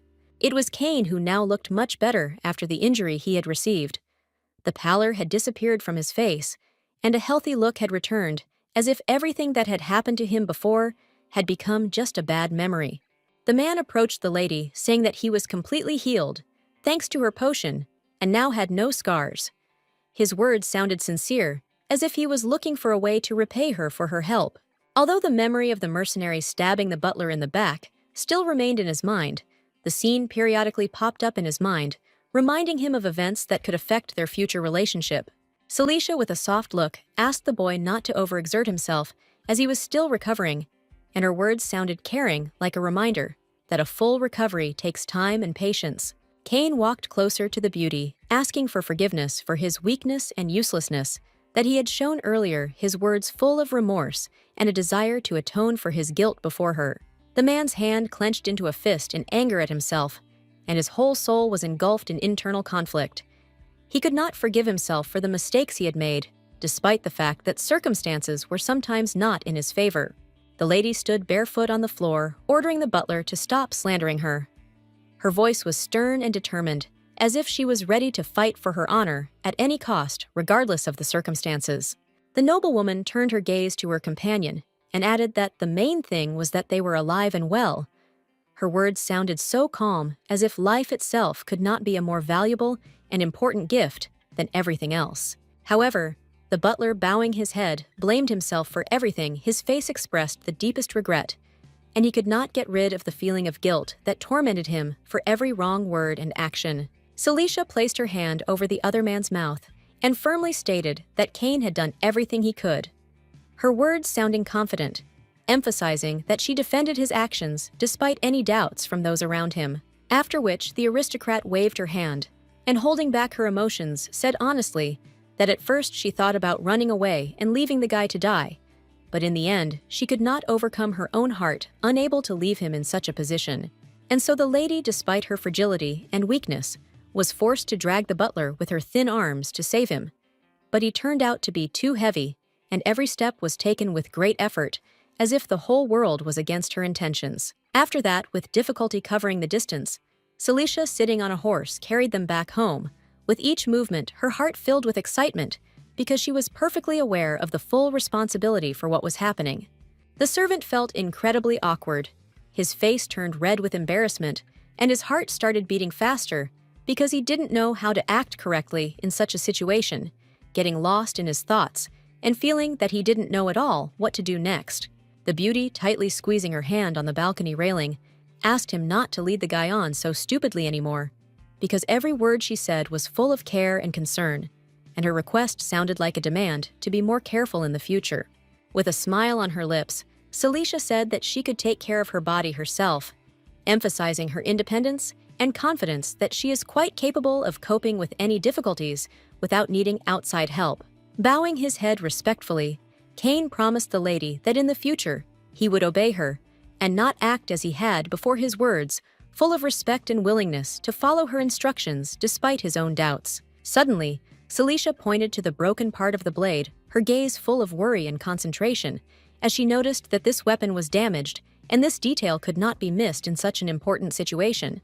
Taking the weapon, Cain began to examine it carefully, paying special attention to every detail, and also noticed that the family crest on the blade had been deliberately destroyed, which left less and less doubt about the intention to hide his true affiliation. The aristocrat, looking at the blade, assumed that it was probably the work of the nobility who wanted to kill her, and her assumptions, it seems, were not random, because each event could be part of a much more complex plan.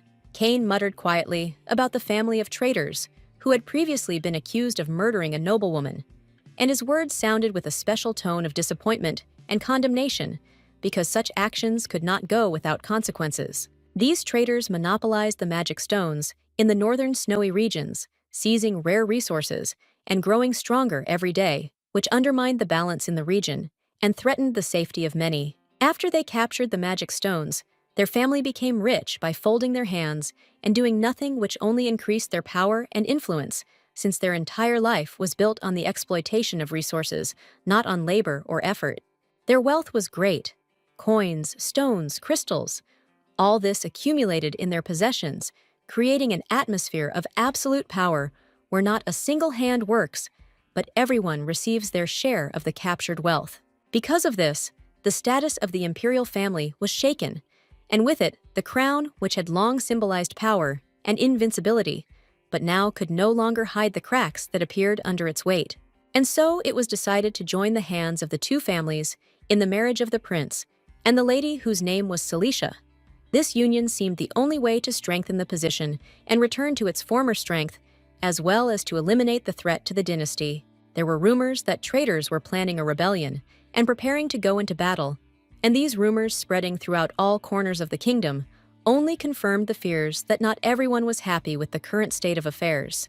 Eventually, Mrs. Celicia disappeared, leaving behind only flowers engulfed in blood, and her disappearance became a mystery, giving rise to much speculation about her fate and what was really behind her disappearance. Intrigued, Celicia now, in another time, asked if there were any more of the exiles left alive, those who were considered scoundrels and traitors.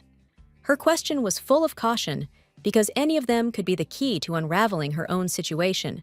Rumors had it that the traitor's second son had managed to escape during the battle, disappearing in the midst of the fighting, and the news quickly spread, leaving many wondering what would happen to him next, whether he was alive or had already become a victim. However, this man disappeared, and no one knew whether he was alive or dead. His fate remained a mystery, fraught with many questions, and everyone who ever knew him wondered whether he could survive or became a part of history. Kane then added that if the guy survived, he might want to meet the surviving lady who had recently returned. His words were full of concern and speculation, because it was unclear how all this would affect the future of their meeting. Celicia remembered the strange guy with gray hair, and couldn't help but wonder if he could be the second son of the traitors, because his unusual appearance and behavior seemed to indicate that he was part of this difficult story. The castle stood in the middle of empty lands, surrounded by silent trees, covered with snow, and the whole scene was full of silence and loneliness, as if time had stopped here, and life had become something distant and forgotten. The corridors in the mansion were long, and the staircases leading into the darkness seemed endless, as if they led to another dimension where time lost its power, and every step echoed in the silence of the huge empty rooms. Kane pressed his hand to his mouth and called loudly for his mistress, his voice echoing throughout the empty castle, but in his intonation, one could hear not only a request, but also anxiety, as if he had a premonition of something important and necessary. The man was dressed in a white tunic with gold jewelry, and despite his outward determination, he offered his help to the lady, but she without hesitation refused, demonstrating her independence and fortitude at that moment. The long white dress flowing across the floor seemed to be a symbol of her nobility and grandeur, and it emphasized her refined grace as she moved slowly, as if the very atmosphere around her became part of her majestic image. The noblewoman walked slowly down the stairs, also dressed in a white tunic adorned with precious stones and embroidery. Her steps were smooth, and her gaze was focused as if she already knew what awaited her ahead. Celicia was as beautiful as an ancient goddess. Her appearance radiated such indescribable harmony that anyone who saw her could not help but admire her grandeur, as if she were the embodiment of the very ideal of beauty. Standing next to the butler, she asked his opinion on how she looked, her gaze full of curiosity, and perhaps even a little shyness, waiting for a response from the man whose opinion was important to her. Kane blushed embarrassedly and pointed his finger upwards, noting that the lady was magnificent today. His words sounded with sincere admiration, because he was enchanted by her image and could not hide his admiration. Kneeling down, the man added that the skirt should have been rolled up, and noticing its potential danger, he began to help the lady, otherwise she could trip over the long hem. His caring attitude was evident in every gesture. Celicia laughed at this action, complimenting the guy that he looked good too. Her laughter was light and gentle, as if this situation was another reason to enjoy the moment. The noblewoman hurried her companion, saying that they might be late for the banquet. Her words were full of haste, but there was a softness in her voice, as if she were trying to speed up her steps and maintain elegance at the same time. Suddenly, Kane leaned slightly and kissed his mistress's hand.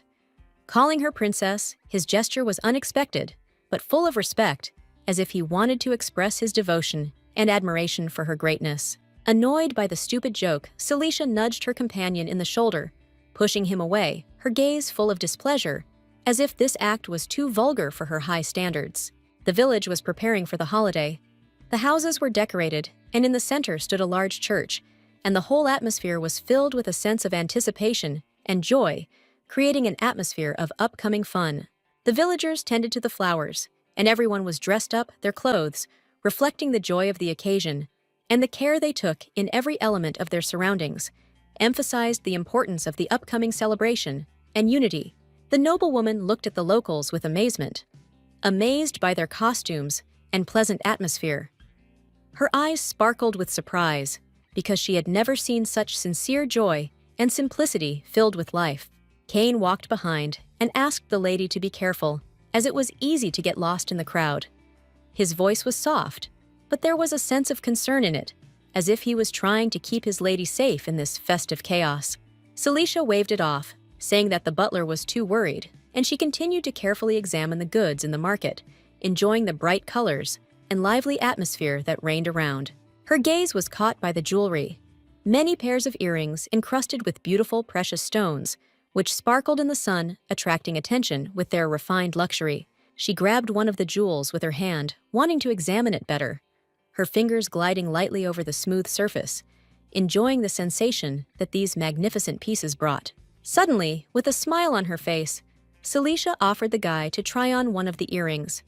Her gaze was playful, and there was a cheerful curiosity in her voice, as if it was a joke that would make him step out of his usual role a little. Cain looked at his ears with the new decoration in the mirror, embarrassed, his face red with embarrassment, and his expression showing how he was trying to figure out how good the decoration would look. The man blushed and said shyly that the jewelry looked too provocative on him. His words were quiet, and his gaze avoided his reflection in the mirror, as if he couldn't believe he had risked wearing something so conspicuous. The lady firmly said that the jewelry suited him, and she herself, already holding food in her hand, looked confident and calm, as if her words were an obvious statement for her not subject to doubt. At the rumors of the dragon, the lady began to cough loudly, choking. Her face instantly turned pale, and her throat became dry when she accidentally heard about such a terrible creature that could threaten their peaceful life. She noticed the villagers were discussing that a dragon, a great monster, had wandered into their land recently and was hiding among them. Its presence could be felt, but no one could say exactly where it was hiding. The girls insisted that the monster would have been discovered long ago, but apparently the monster was cunning at stealth, and clever maneuvers allowed it to remain unnoticed among the crowd, although everyone knew that the danger was real. If you think about it, the monsters appeared in close connection with the dragon, which Becker mentioned at dinner. His words did not give her peace, and the lady began to understand that this threat could be much more serious than they could imagine. The noblewoman looked around in search of her butler, but he had already gone somewhere. Her gaze was worried because she needed to get information from him, and she could not understand where he could have hidden at this moment.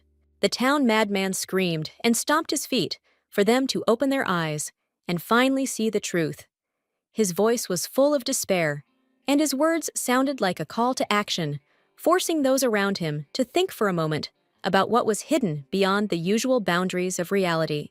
It was a church missionary who told them that a being had appeared possessing the body of the deceased and was now walking among them, his words seeming as mystical as his worn-out cassock, and everything around was filled with anxious whispers. The naive crowd was led by his stories, ready to pay for the amulets he offered, and for the continuation of his story, as if they were looking for a simple explanation for their fears and unfulfilled hopes, burdened with ignorance and naivety. Celicia winced, not understanding how anyone could believe such nonsense. Her mind was far from mysticism, and she could not understand why those around her lost touch with reality, exchanging it for fruitless promises. To her disappointment, Cain also fell for it, and listened with rapture to the lies of the local priest. His eyes glued to the words as if they contained truth, and she could not hide her disappointment that he could believe such nonsense. Hands grabbed the sword and pulled it out of its sheath. The tension in the air became palpable as she realized that if the situation did not change, she would be forced to intervene, because this was not just an accident, but a clear threat that required immediate action. The salesman greeted the guests at the family gun shop, his voice full of warmth and his gaze attentive, as if he saw in each visitor a potential buyer who appreciated the quality of his goods. The customer turned out to be Celicia herself, who entered through the doorway, her steps confident, and her presence filling the room with a slight excitement, as if the aristocrat herself had come here for a special purpose. The man blushed from the beauty of the noblewoman. His gaze became confused, and his inner excitement did not leave him, because in front of him stood not just a client, but the very embodiment of elegance and grace, which he could not help but notice. Fixing her hair, Celicia stated that she was interested in the sword. Her words were clear and confident. She looked like a true daughter of the aristocracy. She knew what she wanted, and did not allow herself to waste time on unnecessary details. When the salesman suddenly put his finger to her lips and confidently said that he knew what she wanted. His confidence seemed almost unexpected, and her gaze became more wary, as if he anticipated her desires without words. He placed his hand on the fabric and began to grab the limited edition latest collection. His movements were fast and precise, as if he knew what to offer, without wasting a second, because each item was valuable to a true connoisseur of weapons. The lady's daggers were light beautiful and decorated with stones. Their exquisite shape and shine seemed to attract attention, but despite all their attractiveness, Celicia did not hide the fact that her goal was precisely the sword. But the noblewoman interrupted the seller, saying that she needed exactly the sword. Her voice was decisive. She clearly was not going to waste time on something less important, and her persistence only emphasized her confidence. Putting a monocle on his eye, the man happily declared that he would help her find a suitable weapon, his face shining with pleasure, as if he had finally found something that would satisfy the tastes of a true connoisseur. The beauty showed the guy the blade she had in her hands, wondering where it came from. Her gaze was cold and calm, but in its depths, one could read wariness, as if she already had a premonition that this weapon was hiding more than it seemed at first glance. Looking at the blade, the guy couldn't help but admire its skillful work, because it was not just a weapon, but a real masterpiece whose perfection in every line and curve reminded of the skill put into its creation. Looking away and hesitating for a moment, the salesman admitted that his shop was more famous not for its strength, but for the beauty of its weapons, which attracted customers with their elegance and sophistication, which did not always correspond to the brutality of the combat blades. Disappointed and slightly upset, Celicia walked outside, determined to find her butler, not wanting to lose him in the crowd again, as her worry for him became more and more palpable with every step she took. Suddenly, the beautiful noblewoman ran into a stranger on the road, not noticing him in time, and hitting his shoulder, felt her heart beat faster from surprise, and her face turned red from slight embarrassment. She irritably stared at the back of the boar, who it seemed did not even think to apologize for the collision, but only continued to go his own way, completely ignoring his own bad manners and rudeness. The heat made sweat run down the lady's face, and despite the discomfort, she felt a strong desire to quench her thirst, mentally cursing the heat that had not left her alone throughout the day. Suddenly, a man appeared on the road, shouting loudly about selling cool drinks, his words enticing tired travelers and passers-by, promising rest and relief from the heat, which immediately attracted the attention of Celicia. The aromatic beer with foam stood on the table. The full mug beckoned with its appearance, and the promise of instant relief, since the mug was filled to the brim, and steam rose from it, spreading into the air like summer itself. But as soon as the boy turned away for a minute, the drink disappeared from the surface of the table. Someone stole it, and the girl quickly appeared next to him, clearly not embarrassed in her actions, quickly grabbing the beer and drinking it in one gulp. It was Celicia who, oblivious to those around her, drank the beer in one gulp, as if nothing could stop her, and made no attempt to justify her behavior to those who might judge her. Crossing her lips and covering her face with her hand, Celicia forced out words indignantly, complaining about the unpleasant taste of the drink that left an unpleasant aftertaste that prevented her from enjoying the moment and the feeling of coolness. At this point, the guy, noticing her reaction, loudly announced that Celicia had become a new participant in the local drinking contest, and the crowd, not holding back their emotions, exclaimed loudly, applauding, supporting the girl in her unexpected decision. The competition was simple. Participants had to drink as much beer as possible from large barrels, and the winner received recognition and well-deserved fame, and the hall exploded with excited conversations foreshadowing a fun atmosphere. Quietly, barely audibly, the guy whispered that for a fragile and weak woman like her, it would be very difficult to cope with such a difficult task as drinking more than everyone else, and his words cut into Celicia's soul, making her feel uncomfortable. However, hearing his rude remark, Celicia felt a flare of rage in her chest, which only fueled her determination and stubbornly strengthened her resolve to win, despite the words trying to weaken her confidence. With determination and a slight tension in her hand, she grabbed the mug, brought it to her, and squeezed it tightly, preparing for another sip, knowing that this fight would be her chance to prove to everyone that she was not going to give in to the competition. Succumbing to the excitement, the noblewoman began to take large gulps of beer. Her breathing became faster and faster, and the crowd around her shouted louder and louder, encouraging her, creating an atmosphere in which the desire to win became even stronger. As soon as the last sip was taken, the empty cup landed on the table with a loud sound, sounding like the final chord in this crazy competition, filling the space with a feeling of victory and the fact that she did everything to achieve this goal. Red and drunk Celicia wiped her mouth with her hand, trying to regain some composure after the stormy competition, and her face was burning with joy and pride for winning, although she could barely stay on her feet. Her opponent, breathing heavily, unable to contain his fatigue, looked at the girl who was fragile in appearance, but as it turned out, could drink much more than anyone would have thought, leaving him at a loss. Celicia was the winner of the competition, and the man delightedly and solemnly grabbed her hand, raised it into the air, showing the crowd who was the best among them all, and the noise of delight was deafening. Happy and contented, the noblewoman smiled, accepting the praise and shouts of the admiring spectators, feeling the gaze of everyone who admired her fortitude and dexterity, which only strengthened her confidence. As a prize, she received a bottle of Green Devil, a special alcohol intended for the most persistent, and now it was her personal trophy which symbolized her victory. Suddenly, everything started to swim before her eyes. People's figures became blurry, and her consciousness quickly floated away into the fog. And Celicia felt herself losing control, unable to stay on her feet. Hands reached out to her, offering to help her back to the castle, but everything seemed unreal and blurry, and she could barely make out who was next to her. Suddenly, Cain appeared behind her, grabbing her by the shoulders, holding her on her feet, and pulling her towards him carefully and confidently, so as not to let the lady fall. His actions were full of determination and protection.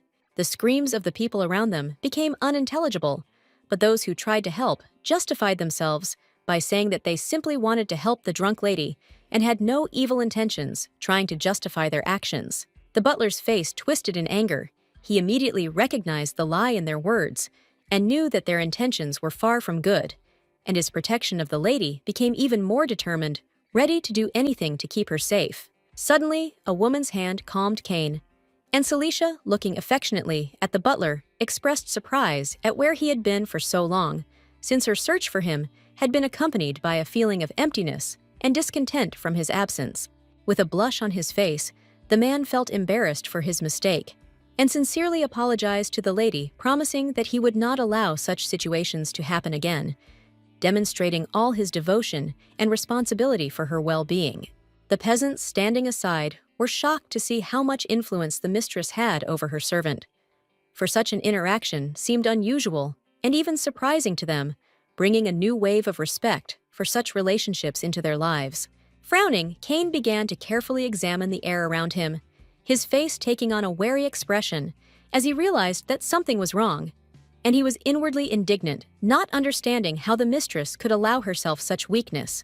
Celicia staggered and admitted to drinking, smiling, as she held up a bottle of Green Devil, not seeing any shame in it, but rather feeling a sense of victory and freedom despite the consequences. Meanwhile, children ran through the streets, filling the space with laughter and joy, and ordinary villagers joyfully celebrating created an atmosphere of fun that could not help but infect everyone around, filling the day with an indescribable light.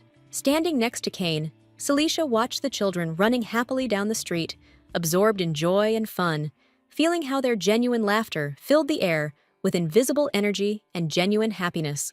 Cain noticed that the parade that everyone was talking about had already started, and this made him feel the need to hurry, because every moment was important, so as not to miss the most important events of the holiday.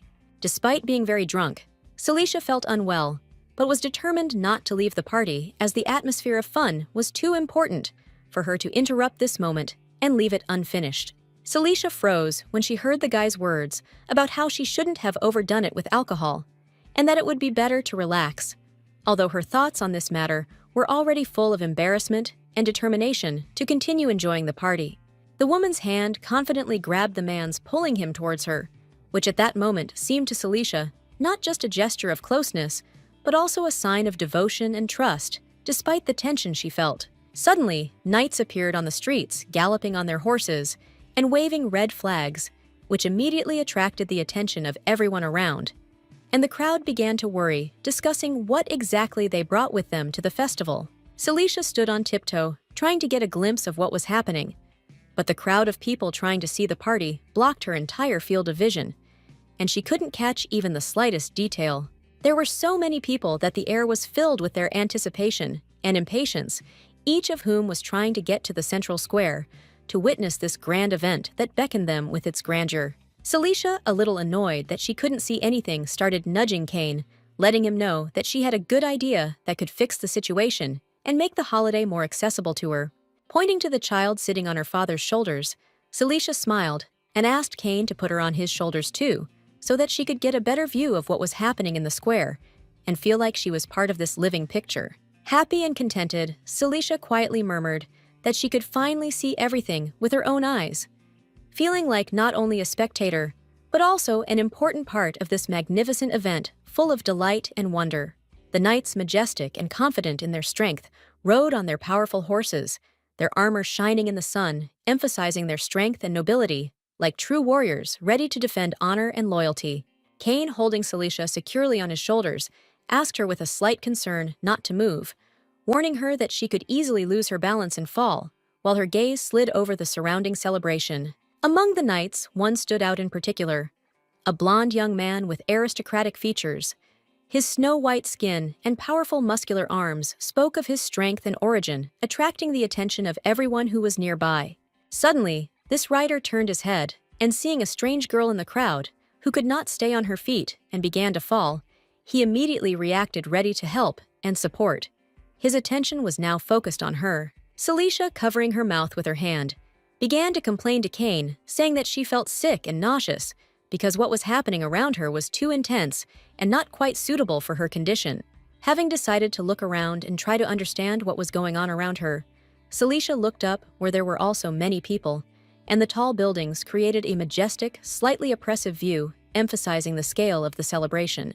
At this time, in the light of the bright sun, from the shadow of one of the balconies, as if hiding from view, a strange figure in a long cloak appeared, which seemed suspicious and caused a feeling of wariness in the noblewoman. The strange figure, hidden in the shadow of the balcony, held a crossbow pointed downwards, which undoubtedly indicated her professionalism. She was a mercenary ready to do her duty. The man standing in the shadows had unforgettable white hair, dark skin, and a piercing gaze that immediately made you feel his presence, as if he could penetrate your very soul. Celicia instantly recognized him as the same man who had saved her from the murderer in the castle. Shock and confusion overwhelmed her, and she froze, unable to tear her eyes away from his figure.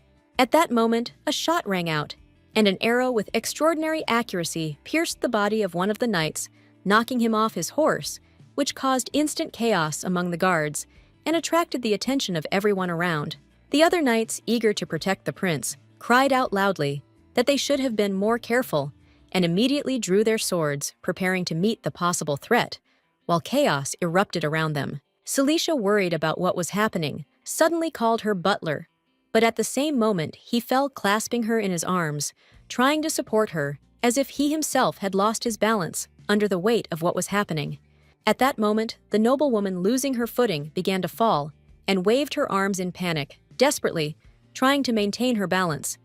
But fate, it seemed, did not want to leave her a chance. Kane, reacting in time, caught her, protecting her from the pain of the fall, his arms holding her tightly, and he tried to keep her from getting hurt, despite all the confusion that reigned around. When asked by a worried servant, Celicia calmly replied that she felt fine, but her voice was quiet and tense, which betrayed her true state. However, suddenly grabbing Kane by the shoulders, Celicia began to cough, and her facial expression betrayed her discomfort. She was nauseous, which became obvious to everyone around her, who was worried about her. One of the knights, with noticeable concern in his voice, approached the young couple, and apologizing for the disturbance, asked for forgiveness for interrupting their conversation. But his words only added anxiety to the atmosphere. Having discovered a suspicious guard who seemed to be responsible for the disorder, he moved away from the lady and her butler, and the events around became uncontrollable, disturbing the harmony and tranquility of the holiday. Meanwhile, the real killer, hidden in a dark corner of the gateway, was breathing heavily, pressing his hand to his sides, and remained unnoticed by most, hiding in the shadows and avoiding attention. Celicia, noticing him in the distance, was in no hurry to reveal her observation and continued to closely monitor the situation, realizing that hasty actions could lead to dangerous consequences. It is unlikely that anyone would have guessed to look into the dark tunnel and look for suspicious individuals there, because the shadow was a hidden and safe place for such a person about whom no one suspected. With the festival over, Celicia decided to return to the castle where she could rest and gather her thoughts in order to once again immerse herself in the familiar atmosphere of the castle's peace.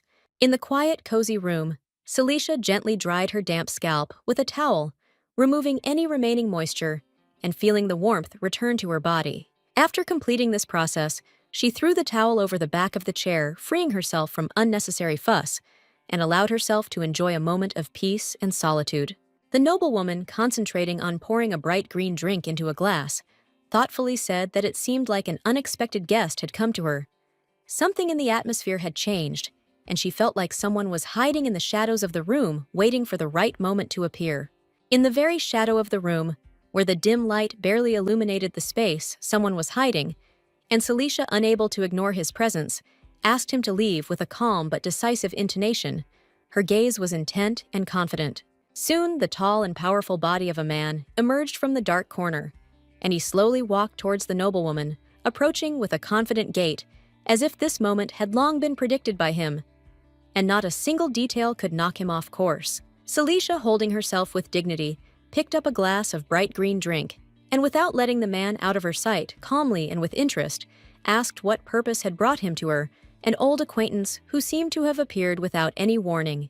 She took a few measured sips of the drink, feeling the alcohol slowly penetrate her body, and allowed herself to relax for a moment, but at the same time remained alert, ready for any turn of events.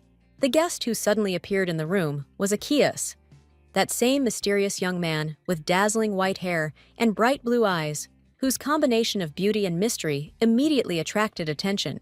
Standing behind the aristocrat, the man, his figure seemingly dissolving into the shadows, spoke in a quiet but confident voice, asking the question that was clearly tormenting him. When did she finally understand who he really was, and how long had he been watching her? The lady, as if awakening from deep thought, turns towards him, her bare feet touching the soft carpet. And at that moment, everything in her behavior betrays her tension, as if she realized that this moment was inevitable. Somehow, this guy strangely resembled the man who had recently been on the wanted list, although the poster that Celicia had recently looked at had a face with black hair, and this discrepancy made her feel strangely uneasy. Celicia, taking a few steps forward and approaching the guy, quietly said that she always remembers people their familiar faces, and although she could not say exactly when he became so important, his face became an integral part of her memory. After this, Celicia began to walk around the night, moving slowly around him, with the repeated question of why he had come into her presence. Was it really his intention to kill her, like so many others before him? At some point, she realized that it was quite possible that she, this noble lady, could become the key that could prove the innocence of the family of traitors to the empire, whose name remained in doubt in the eyes of many. The castle was strangely dark and unguarded, allowing many strangers to enter its walls unhindered, unnoticed by most. And this not only poses a threat, but also holds a number of unsolved mysteries. However, Achaeus, with conviction and seriousness, informed the lady that he had come for a completely different purpose. On the contrary, his intentions were to protect her, offering his help as a faithful guardian. His male hand tightened its grip on the silver-ornamented sword hilt, for a moment showing confidence and determination in his actions, as if emphasizing his readiness to fulfill his promise. With a serious and focused expression on his face, Achaeus asked the noblewoman to accept him as her personal guard, convincing her that he could be trusted and that he would support her in any endeavor. During their conversation, it suddenly became clear that this mysterious young man was wanted, and many people pursuing him dreamed of his death, which added even more mystery to his personality. The life of a handsome man hiding behind the mask of his charm and attractiveness turned out to be difficult. On his way, he met not only enemies, but also mercenaries who were sent to his death, desperately trying to get rid of his presence. Finding himself in a difficult situation, Achaeus admitted that his main goal was to serve Celicia until she regained her memories, because it was her memories that he desperately needed. Wrapping her arms around herself and frowning, asked with obvious surprise why her memory was so important to this man and what he hoped to find in her past. since she herself remembered nothing about her life. Achaeus fell silent, looking down, as if his own thoughts had confused him, and he didn't know how to explain his intentions exactly. And the silence dragged on painfully, long breaking the silence between them. Finally, after a long pause, the knight answered in a measured tone that his offer would only benefit her, and although his words sounded confident, there was a certain mystery in them that Celicia could sense but not fully understand. Smiling slyly, Celicia asked the question that had been tormenting her for a long time. What if her memories never returned? She couldn't believe that her past would remain hidden forever. Bowing his head low and looking at her with an expression that both concealed and promised, the knight assured her that nothing would be required of her if her memory did not return, for it was his proposal, and he would not undertake any obligations. This guy could have made an excellent guard. He would not only be strong and resilient, but would also have rare fencing skills that would allow him to effectively protect his master and perform any combat missions. The lady agreed with his words, and suddenly, reaching out her hand, opened one of the drawers of the antique cabinet in which, as it turned out, was hidden a blade that belonged to the unsuccessful murderer who left his mark on this story. She carefully handed him the dangerous knife, asking if he had encountered this object somewhere before, perhaps in the hands of someone he knew who was connected with the events that led to such unexpected turns. Achaeus quickly realized that this dagger had been left here by a mercenary who clearly had his own goals and connections. But why he had left the weapon behind remained a mystery that needed to be solved as quickly as possible. Meanwhile, the fire gradually died down, and only a few coals barely smoldering weakly illuminated the dark space, and the last logs quietly crackled as if saying goodbye to this moment. Celicia turned away from the man and, moving smoothly, headed towards the bed, where she was in a long, snow-white nightgown, perfectly emphasizing her grace and elegance, like a graceful shadow in the silence of the night. Her hand, gently sliding across the bed, lay on the soft bedspread, quietly tapping on it as if inviting someone to sit down next to her, creating an atmosphere of comfort and tranquility in which there was no room for anxiety. The girl, with a slight but warm smile, invited the guest to sit down next to her and rest, as if wanting to share the moment of peace that enveloped the room and give the opportunity to relax in her calm and friendly company. Achaeus opened his mouth in shock and stuttered, asking what this decent-looking lady, whose words and actions were in such sharp contrast to his expectations that he could not immediately believe what was happening, actually meant. On the table in front of him stood a glass of drink, which seemed to be only a symbol of the state into which the unexpected situation had plunged him. He slowly looked at it, not knowing what exactly he should do next. The beauty, noticing his bewilderment, raised her hand, instantly realizing that Achaeus perceived her good intentions as a manifestation of intoxication, and tried to dispel his doubts, showing care and patience that he clearly did not expect from her. The noblewoman began to carefully take out bandages from the box on the table, as if she knew in advance that her help would be needed, and that not everything in this situation would be as simple as she would like. The knight had a painful wound in his side from the recent parade, and the blood was still slowly leaking out, adding to the situation an additional sense of anxiety and despair that both of them could feel. Staring thoughtfully at the bandage, the lady said with a slight hint of concern that it was unlikely that Achaeus would be able to run normally in such a state and fulfill his obligations, since his wound required immediate attention and care. Irritated by the noblewoman's persistence, which left no room for doubt or indecision, Achaeus finally took a decisive step towards her, deciding that he needed to act and not waste time on talking, after which the guy leaning towards the lady said sternly, with a clear threat in his voice, that in the current situation, she should have been much more careful, and not him, since he, despite the wound, remained in a more advantageous position. However, Celicia did not fall for the threats, and with a confident and fearless smile, replied that his words meant nothing to her, which amazed her interlocutor, making him understand that she could not be frightened by ordinary threats. She carefully placed her palm on the man's wounded body, as if trying to convey to him, with her touch, the support and attention that he so badly needed at that moment. Achaeus winced in pain at her touch. A sharp pain ran through his body, and he couldn't hold back a groan, although he tried to maintain the appearance of fortitude. Suddenly, from a strong push, the couple began to fall, and the beauty's hair scattered in the air began to flutter, as if under the influence of an invisible force, giving everything that was happening an almost magical atmosphere. Achaeus, using his strength and size, pinned the lady to the floor, his heavy body seeming like an impenetrable barrier, leaving her with almost no room to maneuver. With difficulty overcoming the resistance, Celicia crawled out from under the knight, turning him over onto his back, after which she sat on his chest, regaining her balance, and holding back her pulse, which was steadily accelerating. Looking down at him, she thoughtfully wondered what could have prompted the killer to be interested in her memories. What hidden motives were hidden behind his actions, which seemed so extraordinary? The doors leading to the balcony were open, and the cool night air filled the room, giving a feeling of freedom and freshness, while the stars in the dark sky twinkled as if watching what was happening. The magnificent castle, lit only by the dim light of the moon, looked especially beautiful and mysterious at night, its grandeur and secrets hidden in the shadows, and the air was filled with mysterious whispers. The bandages carefully wrapped around the man's body covered his chest and shoulder to stop the bleeding and ease the pain. But their whiteness contrasted with his wounded state, highlighting the vulnerability of this strong man. Edgar watched as the experienced healers bandaged his comrade anxiously, monitoring every movement, hoping that the knight's condition would improve, and the wounds would not be too serious. The doctor smiled encouragingly and assured the heir to the throne that the knight had no serious injuries, and that he would soon be ready to undergo a course of rehabilitation, returning to normal life and service. The young man lying unconscious on the bed looked exhausted.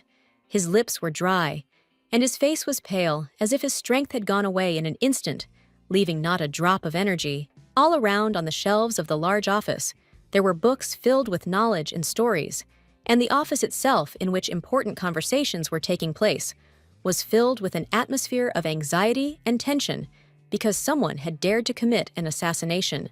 One of the guards, bowing his head in respect, explained that despite all their efforts, they still had not been able to find the villain who had organized the attack, which made the situation even more difficult. The prince, turning to face the window, quietly said that apparently someone was not pleased with his return to the empire, hinting at the political intrigue that could be hidden behind this attack. The guard looked away and added that it was extremely strange to commit a crime during the day in front of everyone so openly and brazenly, because it only caused additional suspicions and risk. The prince's gaze, cold and full of fury, burned with the fire of hatred, as if he had already anticipated the consequences of this act, and was ready to take revenge for the attempt on his life. The guard, immediately realizing that he had gone too far with his careless words, bowed his head, low fell to his knees, and began to loudly and sincerely ask for forgiveness from the heir to the throne.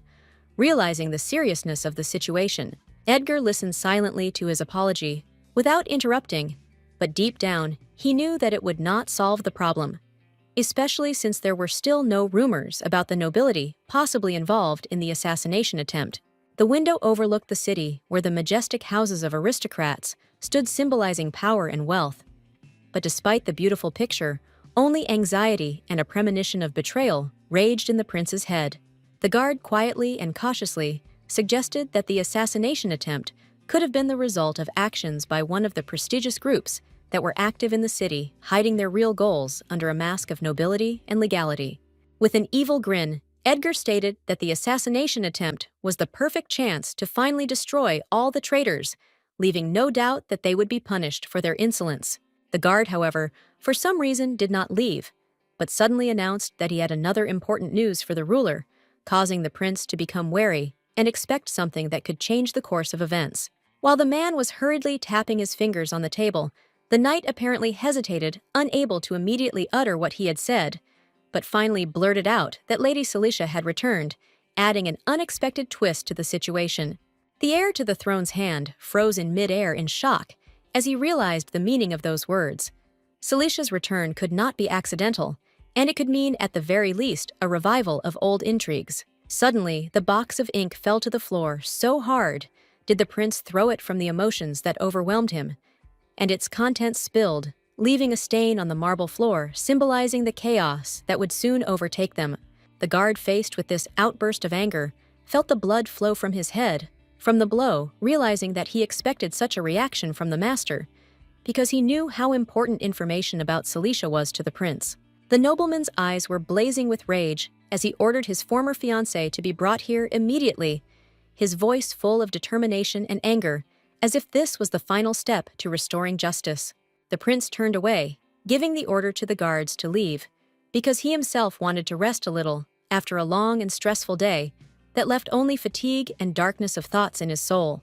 Left alone, the ruler took a ring with a red gemstone from his pocket, sighing heavily when his gaze fell on the decoration that reminded him of the past and his former fiancée. He clutched the ring tightly in his fist, as if trying to lock his feelings inside, thinking about the one who had once been a part of his life, but now remained only a painful memory. There were many different gifts lying on the floor. Toys, shoes, boxes of jewelry. All these items, as if left over from old holidays, now seemed like just a reminder of lost feelings. Cain, noticing that the lady was looking at these things quietly, stated that they were all gifts from nobles who had once tried to win her favor, which added irony to the situation.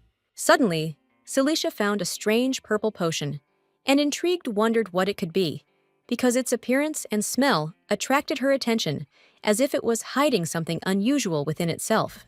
Cain, sitting down next to him and carefully examining the bottle, declared that it was perfume, noting that it had an incredibly pleasant aroma, which seemed to have been specially selected to charm those around him. Celicia, unimpressed by the item, called it useless junk, believing that the potion had no value and would not bring any benefit to her life. There was a story about a sword that was forged by a dwarf for a knight about 500 years ago, especially for fighting a dragon, and this sword became a real legend, personifying courage and strength. Another possible gift that Celicia could appreciate would be an arrow lost by an elf with unique properties, but its fate was full of secrets and mysteries like its history itself. Cain awkwardly stated that things like these perfumes and rare gifts were incredibly valuable and expensive, even for the imperial family, emphasizing their rarity and exclusivity in this world. A fresh bouquet of flowers lay beside the lady, and their scent pleasantly filled the air, creating an atmosphere of comfort and calm that contrasted with the tension in the conversation. Looking down sadly, Cain suddenly admitted that in the past, Celicia preferred flowers and pleasant scents to jewelry, and that was what she valued most, creating an atmosphere of beauty and tenderness around her. After which, with a slight sadness in his voice and a soft smile on his face, he added that it would be normal if the lady's preferences changed, because times change, and with them, tastes change. As the butler went away to put the flowers in a vase, the lady suddenly called him from behind, and calmly declaring her intention to hire security, added that she could no longer afford to be vulnerable in this dangerous world. The roses were carefully placed in a vase. Their petals, as if responding to the light, blossomed, filling the room with a delicate aroma. At that moment, the whole atmosphere seemed full of harmony, refinement, and peace. However, suddenly, a bottle with some kind of potion standing nearby unexpectedly fell and broke, and the fragments scattered across the floor, accompanying this moment with unexpected news, which seemed to break the silence, and the flowers, having lost their support, scattered around, creating a mess. Cain suddenly began to tremble. His body seemed to freeze, and his gaze became empty and anxious, which was extremely unusual for him, because he was always distinguished by his resilience and confidence in any situation. Celicia, noticing the man's strange reaction, immediately approached, and looking at him with concern, asked what was wrong with him, trying to understand what caused his strange behavior. It turned out that Cain had started coughing up blood, leaving marks on his palms. His condition had deteriorated sharply, and now he was in a state that Celicia did not expect to see from such a strong and confident person.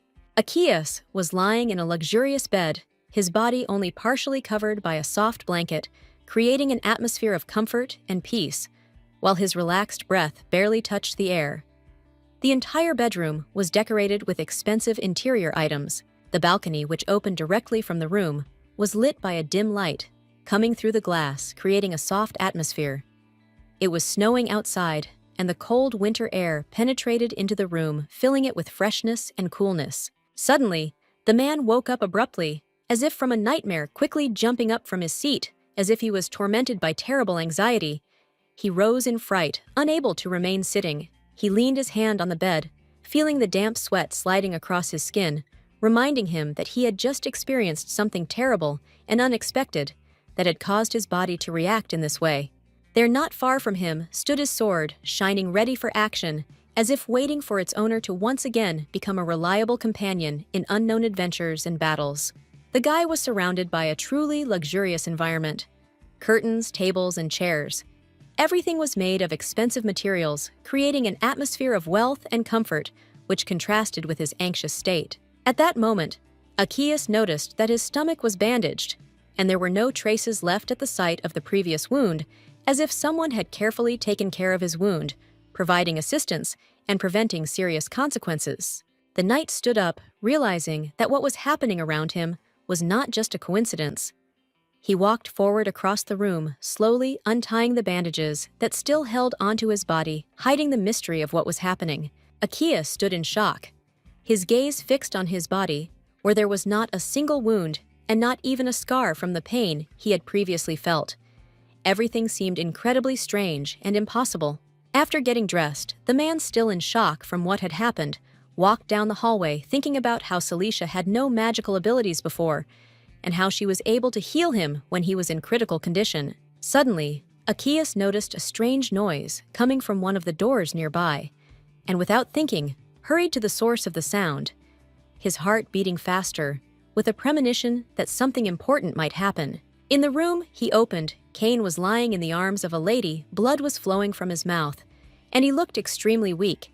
It seemed like he was much worse, and the situation was much more serious than anyone would have expected. Celicia sat next to him, frowning, trying to figure out what had happened to his butler, wondering if his condition was due to poisoning, but she couldn't be sure since there were no obvious signs. The girl extended her hand to use healing magic and try to ease Cain's suffering, but suddenly pulled her palm back sharply, hearing the voice of their guest, which suddenly sounded from the other side, breaking the silence and concentration. Sitting on the floor next to the butler, Celicia explained with concern that Cain had suddenly fallen and felt ill, although the reason for this, according to her, was difficult to understand, since there was nothing foreshadowing trouble. On the floor next to her stood an open box of perfume, and the lid was slightly open, and inside were visible bottles of fragrant liquid, but something was strange about it, as if something was wrong. Covering his nose, Akias, carefully picking up one of the bottles, stated that this perfume was most likely poisoned, as its smell was unusually sharp and suspicious, as if there was something hidden behind it. These spirits, incredibly rare and dangerous, caused awe in even the most experienced connoisseurs of magic and alchemy, since their power and influence went beyond ordinary understanding. The herbs from which these perfumes were made were so rare and difficult to obtain that they were almost impossible to find. Moreover, they were deadly poisonous, and even the slightest mistake in their processing could lead to death. The fact that Cain, despite his terrible ordeal, was still alive, although unconscious, was a real miracle, because such conditions as his usually ended tragically, but in his case, death was avoided. Akias silently raised his head sharply, feeling a strange tension when he realized that in the box, among other things, there was someone's signature, but without the sender's address, which added mystery and intrigue to everything that was happening. Celicia felt the knight's words reverberate through her soul, dealing a moral blow. His admission that everything had happened because of an accident that she herself had caused made her feel deep guilt and regret. However, Akias was right. The lady froze in thought, realizing that she could only heal the butler if he was still breathing and not dead, and this realization brought her even more pain. Suddenly, without saying a word, the beauty rose to her feet. Next to her, at the same moment, Akias froze his gaze, not leaving her, as if waiting for some sign or decision. The man, without hiding his confidence, confirmed that his offer to become her guard still stood. His words sounded firm and clear, leaving no room for doubts or excuses.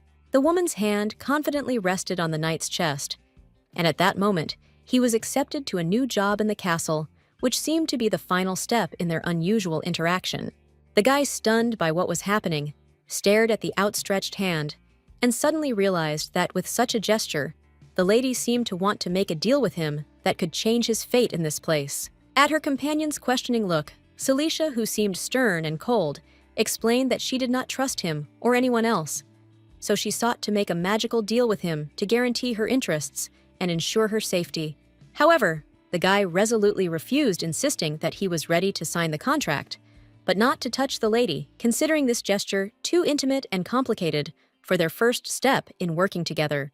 With a sly grin playing on his nerves, the noblewoman stated that there was much more power hidden in words and promises than in any signed contracts, and that her words could hold a stronger bond than any official document. The man, with obvious reluctance, but nevertheless resolutely raised his hand, feeling the tension in the vein on it rise with each movement, as if his body anticipated the importance and consequences of this gesture, which could not be undone. This was followed by a formal handshake between the nobles, a gesture that sealed a deal, filling the atmosphere with a sense of responsibility and seriousness as a symbol of mutual agreement and a bond that could now not be broken. Then the lady added that the traitor to the deal, the one who broke his obligations, would pay with his life, and her words sounded cold and confident, as if there was a hidden threat in them, reminding them of the inevitable consequences for those who dared to betray their agreement. After the pact was made, Achaeus felt a heaviness, as if an invisible force was penetrating his body, and the magic that held them together became tangible, penetrating his consciousness and into his very depths, connecting them with an invisible but powerful thread. Suddenly, unable to contain his curiosity, Achaeus asked his interlocutor if she was going to bury the butler, to which the girl, with surprise on her face, asked him again, not understanding what exactly he meant with this strange and unexpected question. When the beauty finally realized the seriousness of the situation, her face distorted into an expression of longing, awkwardness, and dislike, as if she realized something that put her in an awkward position and caused an internal struggle. Placing her hand on her chest, Celicia calmly but confidently said that she had a healing potion that would keep Cain from dying, and her words sounded like a promise, calming the anxiety and giving hope for salvation. The butler stood in a clearing, surrounded by many bright flowers. The wind gently swayed the grass, and he patiently waited for his mistress, feeling the peace and harmony of this moment when nature and his soul were in the same rhythms. Meanwhile, a beauty with long hair sat among the plants, enthusiastically telling something. Her voice sounded soft and enchanting, creating an atmosphere of peace as if nature itself was listening to her words. The two of them spent time in nature, laughing and enjoying the simple joys that the moment brings. Serenity and a sense of oneness with the world in which there was no room for worries and problems. Cain was happy that his mistress was alive and well, and a sincere smile blossomed on his face when he realized that during all this time, their bonds had not weakened, but on the contrary, had become stronger and stronger. Suddenly, the noblewoman approached him, her movements soft and confident, and by gently placing the flower behind his ear, she seemed to add another touch to their closeness, making the moment filled with magic and warmth. Celicia looked at her butler with a loving and tender look. Her smile was full of tenderness and affection, and when she quietly said his name, there was a special warmth in her voice that penetrated straight into the soul. The young couple began to dance their bodies, moving smoothly to the rhythm swirling around the bright colors that enveloped them, creating an atmosphere of lightness and harmony, as if the whole world had stopped for this moment. However, as soon as Cain blinked, he found himself not in the clearing, but in a room where his mistress was already standing before him in a green dress. He realized that it was just a dream, and waking up, he realized that he had returned to reality again. The butler sat up in bed, his heart heavy, and sadly apologized to Celicia, feeling that he had become a burden to her, despite all the efforts he had made. He touched his head with his hand, sobbing from the recent dream that left warm memories in his soul, as if it was so real that he did not want to let it go. Celicia, noticing his condition, said affirmatively that he looked very happy in his sleep, as if he was completely absorbed in what he was experiencing at that moment. Smiling awkwardly, the man tried to explain that these were just old memories, nothing more, and his words carried bitterness, as if he was trying to hide his true feelings. The weather outside was beautiful. The sun's rays softly penetrated through the window, filling the room with warmth, while the young couple continued to talk, enjoying every minute of communication and solitude. Suddenly, Celicia revealed that someone mean and cruel had sent them perfume as a gift to poison them, and her words sounded like an alarm bell, interrupting the carefree atmosphere, filling it with a dark threat. Looking away, the beauty added that from now on, she would have more and more ill-wishers who wanted her dead, and these people would become more and more numerous, like a shadow that would haunt her, giving her no peace. The man's hand gripped the fabric of the sheet tightly, his fingers digging into it as if trying to contain his inner turmoil. not wanting to show how much her words had shaken him. Cain, trying to calm both himself and his lady, said loudly that he was all right, but in reality, his heart was full of excitement and anxiety, especially for his mistress, whom he could not leave without protection. The aristocrat agreed that they would have to take serious measures to ensure that such attempts were not repeated. The determination in her voice was clear, and her gaze expressed her readiness to protect her life and those dear to her. Suddenly, clear footsteps were heard from the side, the sounds of men's boots echoing around the room, attracting attention and creating tension in the air, as if something unexpected was about to happen. The butler turned sharply as he heard footsteps approaching, and his gaze was full of interest. He realized that he and his mistress were not alone, and that something important was about to happen. However, quite quickly, his expression changed to wary surprise, incomprehension, and hidden anger when he realized that his expectations might not have been what he had assumed. Achaeus entered the room, standing without saying a word, leaning against the wall, as if to assert that he was now their new guard, and his presence was an inevitable part of their lives. Loud, angry cries echoed throughout the castle, filling the atmosphere with tension and anxiety. The day was still young, but within the castle walls, there was already a threat hovering like an inevitable storm, ready to break at any moment. Cain stubbornly followed his mistress, frustratedly, trying to explain that Achaeus was not suitable for the role of guardian, since his presence only increased his doubts about the safety of her choice. The guy stood behind the noblewoman and said that she would be punished if anyone found out who she hired as a guard, and hid, threatening her and demonstrating his dissatisfaction with her decision. Suddenly, the beauty froze her green dress, and shoes on the floor created the feeling that everything around her had frozen, as if this moment had become decisive in the fate of the entire situation. Cilicia responded sternly that Achaeus was exactly the one they needed, and her decisive answer left no room for doubt or discussion, emphasizing her firmness in her decision. To which Cain threw up his hands and suggested that it was this suspicious scoundrel who wanted his mistress dead, expressing his dissatisfaction and confidence in his own rightness. Frowning furiously, the man asked why the lady had decided to take this guy as a guard, not hiding his displeasure and confusion at her choice. The lady stated emotionlessly that she did not trust the knight, but their goals coincided and their thoughts were similar, which, despite the lack of trust, made her agree with his presence in this situation. Cain screamed loudly, not understanding how she could be so calm about working with a murderer and a scoundrel. His words were full of anger and bewilderment because he could not understand how she could risk her safety. The man froze at the lady's words about how she couldn't save him every time, and that they should be more careful, as if these words stirred up deep emotions in him and an understanding of how dangerous their situation was.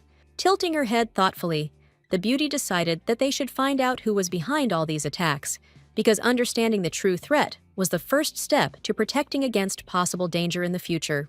She hugged her butler affectionately and expressed the hope that he would be able to understand her intentions, because despite her determination, she hoped that he would support her in this important, risky step. After which, Cilicia walked away, leaving the guy standing alone in the hallway, her footsteps sounding in the silence, and he was left with the feeling that an invisible gap had formed between them that could not be overcome. Cain remembered how earlier in the garden, he had silently watched his mistress leave for another, feeling the gaze on him that he could not prevent, and this scene that continued to torment him in his memory, like a trace left on his soul. Then the noblewoman and the prince went for a walk. Talking, their conversation was easy, and every step in the fresh air created an atmosphere of ease. But Cain, standing to the side, felt a growing sense of loneliness. Cain clutched a flower in his hand, upset because his lady had abandoned him, leaving only bitterness in his soul, and the flower, as a symbol of irretrievable losses, felt heavy in his palm. The hand loudly placed the glass on the balcony. The sound of glass, which seemed so sharp in the silence, burst into space, tearing apart the moment of her loneliness and unnecessary memories. It was Cilicia who decided to get some fresh air in the evening, and went out onto the balcony, enjoying the solitude and wanting to escape from the gloomy thoughts, thinking about what happened during the day.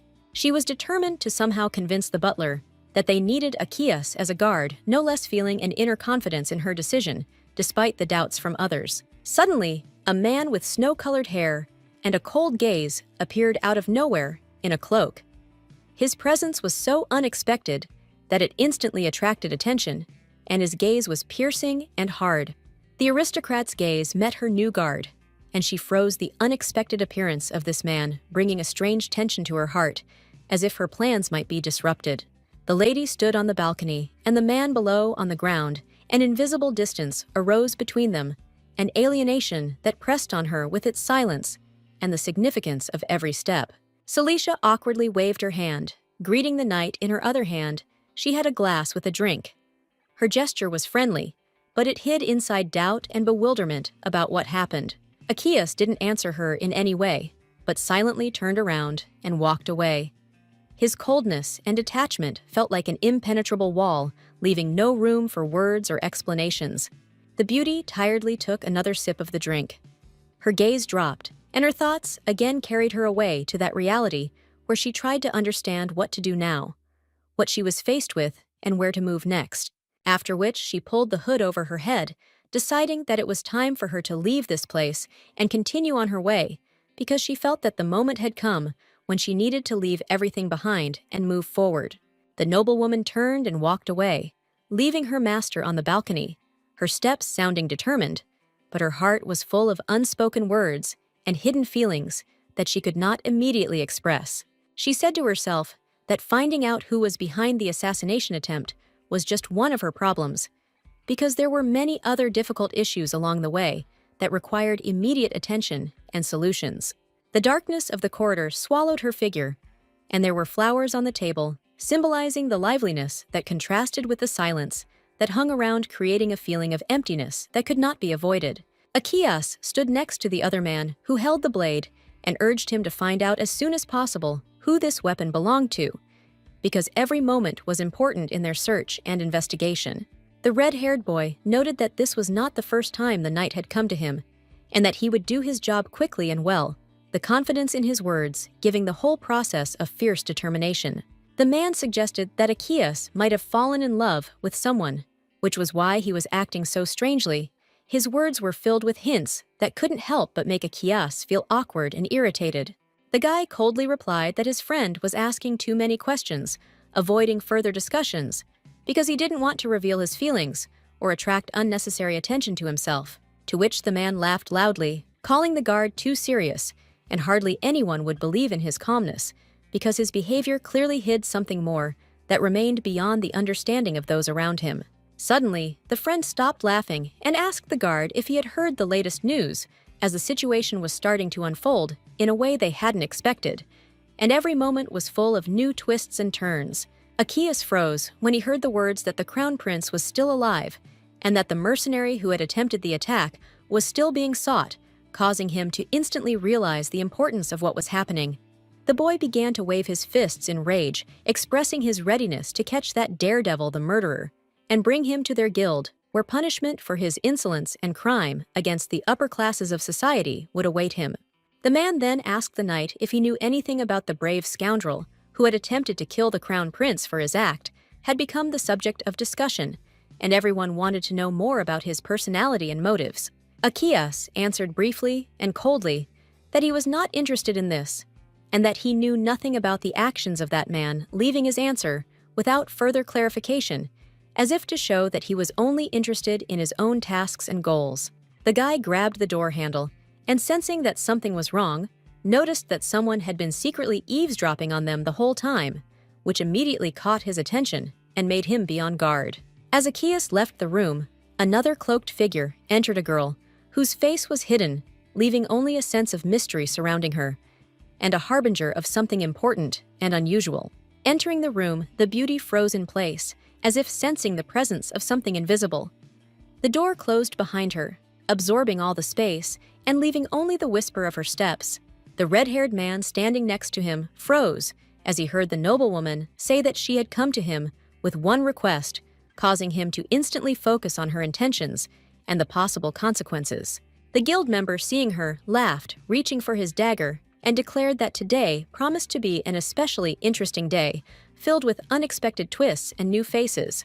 The noble lady who dared to come to the dangerous group turned out to be Celicia, who, despite all the risks, came for the purpose of negotiations, ready to play on the edge between fear and determination.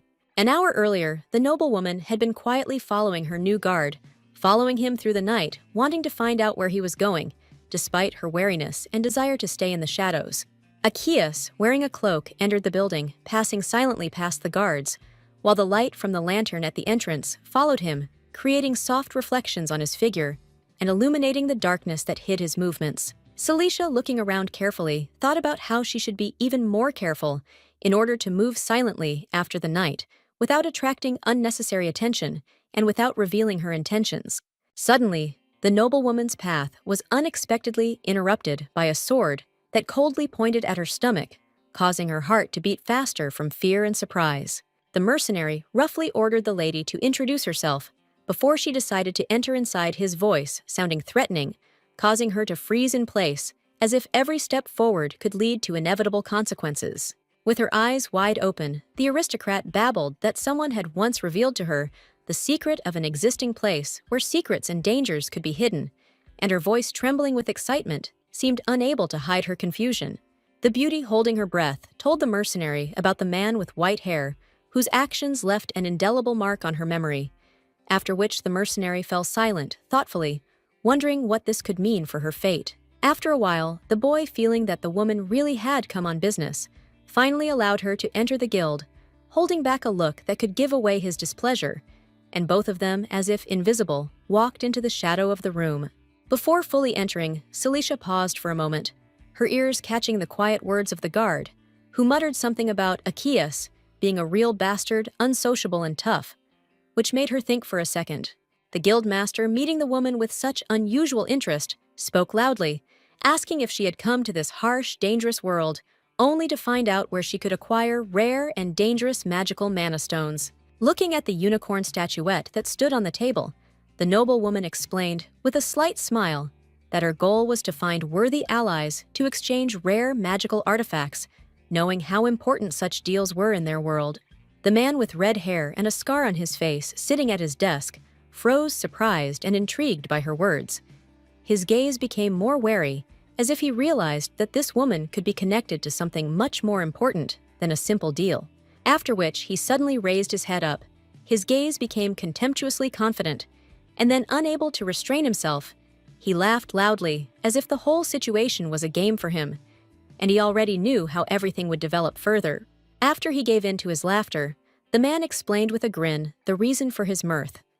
Everyone in this world had long known that the stone business was monopolized by the imperial family, and even the slightest attempt to compete with them was doomed to failure. Outside the windows, night already reigned, engulfing everything around with its dark, silent power, and only the weak light from inside the room fought with its power, as if the shadow of the world itself was peering into this room, hidden from everyone. The lady, staring at the monument, muttered under her breath that she was interested in something completely different, whether some high-born person had recently paid an incredibly high price for one of the rarest and most dangerous magical stones. Mana stones, which had become scarce in this world, were truly rare, and even the reserves kept in the imperial family's vaults were running low, which became a real threat to everyone who depended on their magical power. The man froze as he heard the lady say with a serious expression that someone had recently stolen a magic stone from a nearby mountain, and that it was not just a crime, but a serious challenge that required immediate intervention.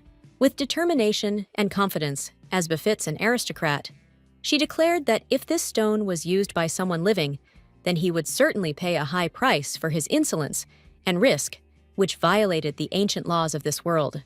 The guildmaster, without having time to say anything, suddenly covered his mouth with his hand, and slightly raising his eyebrow, said that it was a very interesting story, told by the lady, adding that for such a state of affairs, one would need to have very serious evidence. However, according to ancient legends, the mountain where the stone was kept was guarded by a terrible and ferocious dragon, and if someone decided to steal such a powerful artifact, he would have to pay the highest price. Smiling and showing his snow-white teeth, the man fixed his gaze on his interlocutor and asked mockingly how she knew that someone had actually stolen the stone and had not been punished by the dragon's wrath for such a daring theft. The beauty, noticing his persistence, turned away and said that the master was probably too interested in the details of his clients' lives, much more than was really necessary to complete the task, leaving a hint of something more. The guy thought for a moment, assessing the situation, and after thinking, he finally agreed to take on the aristocrat's task, deciding that it would not be as difficult to complete as it seemed at first glance, and that he would still cope. Celicia was likely to return in a month for another conversation, perhaps even to discuss next steps still remaining in a game where every move could be decisive.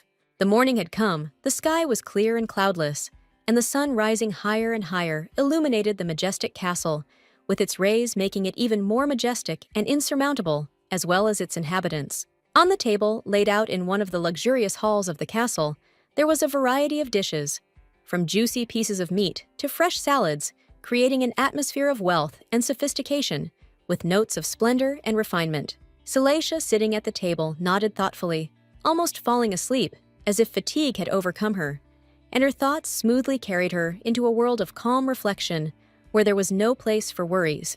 Suddenly, she started when she heard a quiet voice next to her ear. It was Cain who, having approached cautiously, stood nearby like a shadow, and his presence immediately brought her out of her reverie. The butler had a decanter of water in his hands, and he looked at his mistress with slight concern and asked if she had slept badly, inquiring about her condition, as always, showing attention to her needs. Celicia clutched her head and quietly lied, saying that she simply couldn't sleep, trying to hide the true reasons for her anxiety, because sometimes it was easier not to talk about what was tormenting her soul. Caring as always, Cain promised to draw her a bath that evening, hoping it would help her relax and perhaps bring back the peaceful sleep she so craved. There was much more food than usual on this day, a variety of dishes from aromatic soups to juicy pieces of meat and fresh vegetables radiating exquisite aromas, creating an atmosphere of celebration and feasting. Suddenly feeling the need to socialize, Celicia invited the butler to eat with her, deciding that at least once they could spend time together, enjoying a meal and not just work and responsibilities. She used cutlery to carefully cut the meat as if every piece was important, and every movement was part of a quiet ritual in which there was no room for haste or anxiety. The young couple ate their meal in awkward silence, only the clatter of forks on plates breaking the atmosphere, as if the entire room was filled with unspoken words and thoughts that remained unexpressed. The girl tried to start a conversation by admiring the food, but Cain, quietly answering with restraint, only noted that the food was the same as yesterday, his voice sounding a little confused, as if words were superfluous. Celicia assumed that they had breakfast together today, and that was why the food tasted better. Her words were full of warmth. She was trying to bring light into the atmosphere filled with awkwardness. Cain interrupted her, saying that he knew everything, and sadly, lowering his head, he realized that the lady had feelings for their new guard. His gaze was lost in thought, and these words were torn out with difficulty. The butler's own opinion was of no importance, and although he was ready to accept any choice his lady made, there remained a heaviness in his heart from the fact that he knew how far that choice might go. Celicia cut the man off coldly, asking why he thought that, her voice laced with icy caution, as if she was trying to convince herself and him of the rightness of her decision without giving in to emotion. Cain raised his head in surprise and turned towards the lady, looking at her with an expression of bewilderment, as if he could not fully comprehend that she was really so confident in her words and actions. Taking the butler's hand tenderly, the lady explained that she had made her decision not out of feelings, but because it was rational. Her words were full of determination. She was seeking confidence in her choice, and there was a cold determination in her eyes. And then she added that Cain was the very person she was very worried and anxious about. Her words sounded soft, but there was gratitude in them and a little warmth that she was hiding. After this, the beauty began to move away, trying to remove her hand from the man's hands. Her movements were cautious, as if she was afraid that her feelings would become too obvious and her inner world would open up to him. But Cain did not let her go, grabbing her hand with his fingers. His gesture was decisive and strong, and in this simple movement was hidden all his care, fear, and desire to keep her, despite everything that was happening between them. With a sly smile, Cain stated that she should have been more careful, or he might have misunderstood her, his words sounding with a slight hint of understatement, as if he was ready to read between the lines, but kept his thoughts to himself.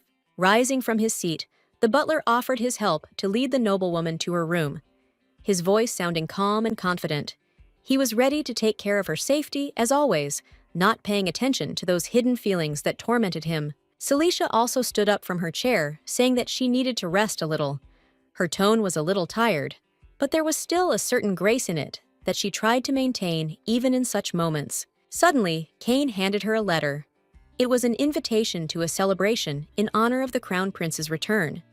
His gesture was casual, but there was still a mystery in his eyes, as if this letter could lead to something important. Intrigued unfolding the letter, the lady asked who the host of the event was. Her voice soft but with genuine interest, as if she was trying to understand what the invitation was hiding. It was the rich Count of Evelon, a greedy man with a business in magic stones, and a shadow of displeasure flickered in her eyes, because she knew it was not safe to mess with him, but she was still interested in what was behind his proposal. To her question whether they had previously known the nobleman, the girl did not receive a clear answer. Her gaze lingered on the letter, as if expecting Kane to reveal some important detail, but the butler remained silent. After that, Kane stood next to her and reminded her that the maiden didn't have to come to the ball, since she had only recently regained her memory. His words were warm, but with a slight hint of concern, as if he was worried about her condition. Celicia bowed her head and stubbornly said that she should have come to the party, otherwise it would have been rude. Her voice was firm, despite her tiredness. She didn't want anyone to think that her disdain could offend anyone. Tilting his head to the side, the butler asked if this was truly his mistress's wish. His voice calm, but with a slight hint of doubt in it, as if he was seeking confirmation from her words. The letter radiated magic and a strange purple yet familiar scent. The air around it seemed to freeze, and Celicia felt her heart beat faster, recognizing the scent that she associated with danger. The message smelled of that same poisonous perfume and had the same signature, and with each word, her mind began to return to the past, where that smell accompanied her darkest memories. The noblewoman smiled slyly, finally finding a clue as to who her mysterious killer could be. Her mind instantly began to analyze the information received, as if a puzzle began to come together, opening up new horizons for her. Tired. The beauty yawned because she hadn't slept all night. Her eyes were heavy and her thoughts were still confused, but she restrained herself, realizing that she needed to concentrate in order to uncover the secret that had haunted her for so long. Rubbing her eyes with her hand, Celicia admired the weather and muttered that it would be nice to take a nap under the warm sun, her gaze sliding over the bright sky. And she lost herself for a moment in dreams of peace and rest. Suddenly, her gaze caught the gleam of a blade nearby. The bright gleam clearly standing out against the greenery of the courtyard and slightly squinting her eyes. Celicia realized that in front of her stood a man who knew no fatigue. It was Achaeus, practicing his swordplay in the courtyard, swinging his sword with such skill that his movements were fluid and fast, as if he were one with the weapon, and his concentration caught her attention. The noblewoman stood there in shock, admiring how someone could go to training so early in the morning without being lazy. Her heart skipped a beat, and she felt her curiosity growing with each passing moment. Achaeus was breathing heavily, covered in sweat, turning around abruptly when he noticed someone's presence on the street. His eyes immediately found her gaze, and although he didn't say a word, his expression showed that he didn't expect to see anyone at this time. The knight turned his whole body towards his new mistress, greeting her with dignity. His gaze full of respect, and his gestures, despite all his strength, radiated softness and attention to her presence. Tilting his head to the side, the guard asked what the beauty was looking at so intently.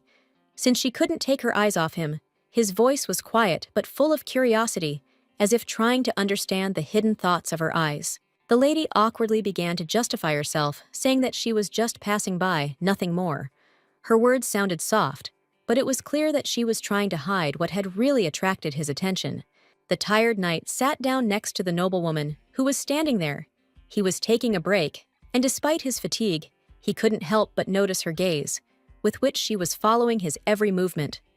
But deciding not to ask unnecessary questions, he silently sat down next to her. The beauty sat down next to him and announced that she would soon come to the Count's party on her own. Her words were decisive, and despite their calm tone, they contained a certain pride and self-confidence. Without thinking twice, Achaeus intervened, insisting that he would go with the lady to protect her. His voice as firm and confident as always, and his eyes showing his determination to not let her be in danger. Achaeus expressed his hope that Celicia was not so naive as to not think that the mercenary would miss an important event. The words were spoken with a slight challenge, as if he did not doubt her understanding, that she would not be left without his attention. The beauty tucked her legs under her, insisting that she wasn't stupid. There was a certain pride in her tone, as if she had already made all the decisions herself and didn't need anyone to remind her of her maturity. Tilting her head to the side, the noblewoman said she thought the man must have known the news.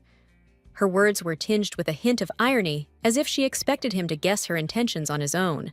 Achaeus thought about it, trying to remember if his interlocutor had noticed anything unusual that could give away his inner experiences, because he was always on guard when communicating with people, especially with people like her. He nervously clenched his hands, playing with his fingers, and asked if any memories had returned to the girl that could reveal his secrets, or at least make it clear that she noticed something important. The noblewoman calmly shrugged her shoulders, and with a light expression on her face, stated that nothing strange had happened in their conversation, and everything they had discussed seemed completely normal to her and no different from an ordinary conversation. The bodies of the young couple sat next to each other, their closeness obvious. Their faces expressed calm and peace, and their behavior was clear agreement and understanding, as if they were part of one whole. The tired beauty yawned, covering her mouth with her hand, which created the impression of a slight loss of strength. But there remained some grace in her gaze, and her figure still remained confident and without unnecessary fuss. The girl, without thinking, decided to take a nap right on the training field, which surprised the knight quite a bit, because he did not expect that someone could fall asleep so carefree and calmly amidst all this fuss and tension. Laying her head on his lap, the noblewoman became quiet, and as if not noticing anything around her, fell asleep in the fresh air, enjoying the peace and quiet, which only increased her sense of security and peace. Achaeus, who was watching the sleeping girl at that moment, couldn't help but wonder what she was thinking about earlier, because her face expressed some deep feelings hidden from others, and he wanted to understand what was hidden behind this calm appearance. The sleeping face of the beauty looked peaceful and calm. Her facial features were relaxed, and it was clear that her soul at that moment was in complete peace, as if all worries and cares had dissolved in her sleep. Suddenly, the noblewoman began to shiver from the cold. Her body that had seemed so calm and balanced was now showing signs of anxiety, and her face was distorted by the cold wind that caused her to wake up from her sleep. A cold wind blew, and the man, feeling its chill, reached for his sweater, which was lying nearby, trying to quickly find a way to warm up, so as not to allow himself or the girl who was nearby to freeze. Carefully, with a light touch, he covered his new mistress, trying to convey to her all the warmth of his body, hoping that his actions could give her the comfort and protection that she perhaps so needed. Suddenly, during her sleep, the beauty's head and body fell on the knight's chest, leaning against him, which was so unexpected and unusual that he froze for a moment, feeling the warmth of her body pressing her closer to him. Achaeus flinched in surprise as the aristocrat pressed herself against him in search of warmth, feeling her body seek protection and comfort in his presence, which made his heart skip a beat and his thoughts hesitate from an unknown feeling. A loud cry echoed throughout the castle courtyard, filling the air with alarm and anxiety as someone called out for their mistress, and his desperate voice echoed, causing everyone to pay attention to this commotion. It was Cain, who was desperately searching for his lady throughout the castle, his steps sounding determined, but each time he encountered empty corridors and unresponsive walls, not understanding where his mistress had disappeared to. The butler took a step forward, but suddenly stopped, his gaze frozen in indecision, as he realized that something unusual was happening that required his attention, and he, not knowing how to act, froze in his movement. The man noticed his mistress sitting in the arms of the knight, their new guard, and at some point he was amazed at what was happening, as he was sure that this was not just an accident, but something deeper that caused him surprise and anxiety. A strong hand grabbed the beauty's shoulder and lifted her up abruptly, waking her up, forcing her to open her eyes, as the sudden movement disturbed her peaceful sleep and attracted the attention of everyone nearby. Cain stood in front of his mistress, ready to protect her, and with fury and malice in his eyes, asked Achaeus what he had done to her, his voice sounding like a thunderous warning, full of displeasure and a desire for punishment. Achaeus raised his head in surprise, completely confused, and finding himself a victim in this situation, not understanding what exactly happened and trying to comprehend how everything turned out at such a moment.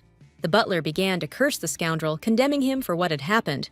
But suddenly, he was abruptly stopped by the cruel voice of the aristocrat, which in an instant cooled his ardor and forced him to remain silent, filling the atmosphere with tension. Celicia asked the guy to release her hand from the strong grip, as the pain from his grip made her feel uncomfortable, and she could not tolerate such a strong grip that caused her pain. With her hands clasped to her chest, Celicia explained that she had dozed off and that Akis was innocent. Her words sounding calm, but confident, an attempt to diffuse the situation and bring everyone back to a more rational perception of what was happening. The man gasped and said he had misunderstood, his face turning purple with embarrassment and the realization of his mistake, which only added to the tension and confusion in his voice.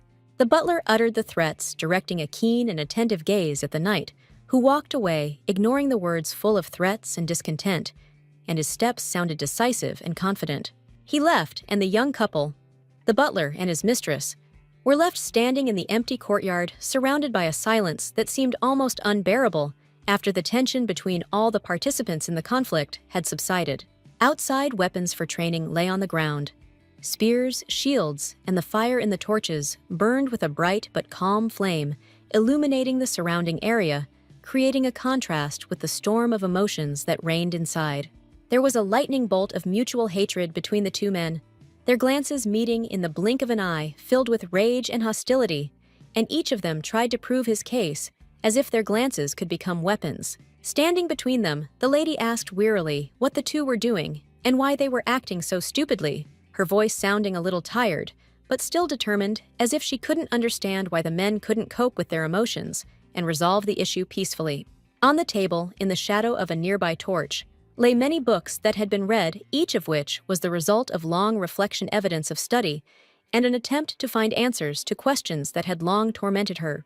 Cain said irritably that the knight was interfering too much in their affairs, and sticking his nose where it was not wanted. His voice was full of displeasure, and he did not hide his irritation with Achaeus's actions, considering him overly intrusive. Achaeus replied sternly that he simply wanted their agreement to be fulfilled, and for the lady to regain her memory, his words sounding with a certain determination, because for him, this was an important step, and he was not going to back down. The girl stood among the books, impressed by their number, her gaze filled with curiosity, because the knight wanted her to read all these volumes, which seemed like an almost impossible task, and she could not understand how it was even possible. The men began to quarrel among themselves again, like little children, their disagreements turning into empty squabbles that only added chaos to the already tense atmosphere, without bringing any benefit. Celicia intervened in their conversation, asking the butler when the tailor would arrive to make her a new dress, her voice calm but insistent, as if her request was more important than all the arguments going on around them. The boy's attention suddenly turned to his mistress, and he announced that the seamstresses would be here soon. His face softened a little, and there seemed to be concern in his eyes about satisfying his mistress's needs. Celicia pointed out that they should return to their room, and without arguing, Cain obediently followed her, demonstrating a willingness to follow her instructions, despite his inner irritation and discontent. Achaeus also headed away in the other direction, but was stopped by the voice of his mistress. Her words penetrated his thoughts, and he, despite the desire to be removed again, found himself drawn into their cycle. The noblewoman insisted that the guard follow them, leaving no room for doubt. Her confidence in safety and need for protection, obvious and firm as a stone wall. With her arms outstretched, Celicia added that anything could happen to her, and that Achaeus should be there to protect her from possible threats. Her words sounding decisive, like a reminder of the importance of her safety. The noblewoman stood in front of the mirror, trying on a new dress, her gaze reflecting satisfaction with the chosen outfit, and nearby stood the guys and the seamstress watching the process, and each of them was to some extent impressed by what was happening. Many different outfits stood on the mannequin. The dresses were long, expensive, and elegant, each of which could have become a decoration for any important event, and they only emphasized the high status and tastes of their owner. The seamstress admired the lady's figure, on which all the outfits sat perfectly, as if specially designed for her. Her eyes sparkled with pride in her work, and from how perfectly the dress emphasized the beauty of the lady. The men obediently waited for their mistress, who could not choose clothes. Their patience was tested because each of them knew how important the choice of outfit was for her upcoming meetings and events. Standing in a new elegant dress with gold patterns and embellishments, Celicia turned and asked her companions for their opinions, her gaze full of expectation, as if her every choice depended on their reaction. The first dress was white innocent with bright flowers. It seemed to radiate a bright, pure atmosphere, like an outfit suitable for an important and solemn occasion. But the second dress was red bold, and boldly demonstrating a fiery character.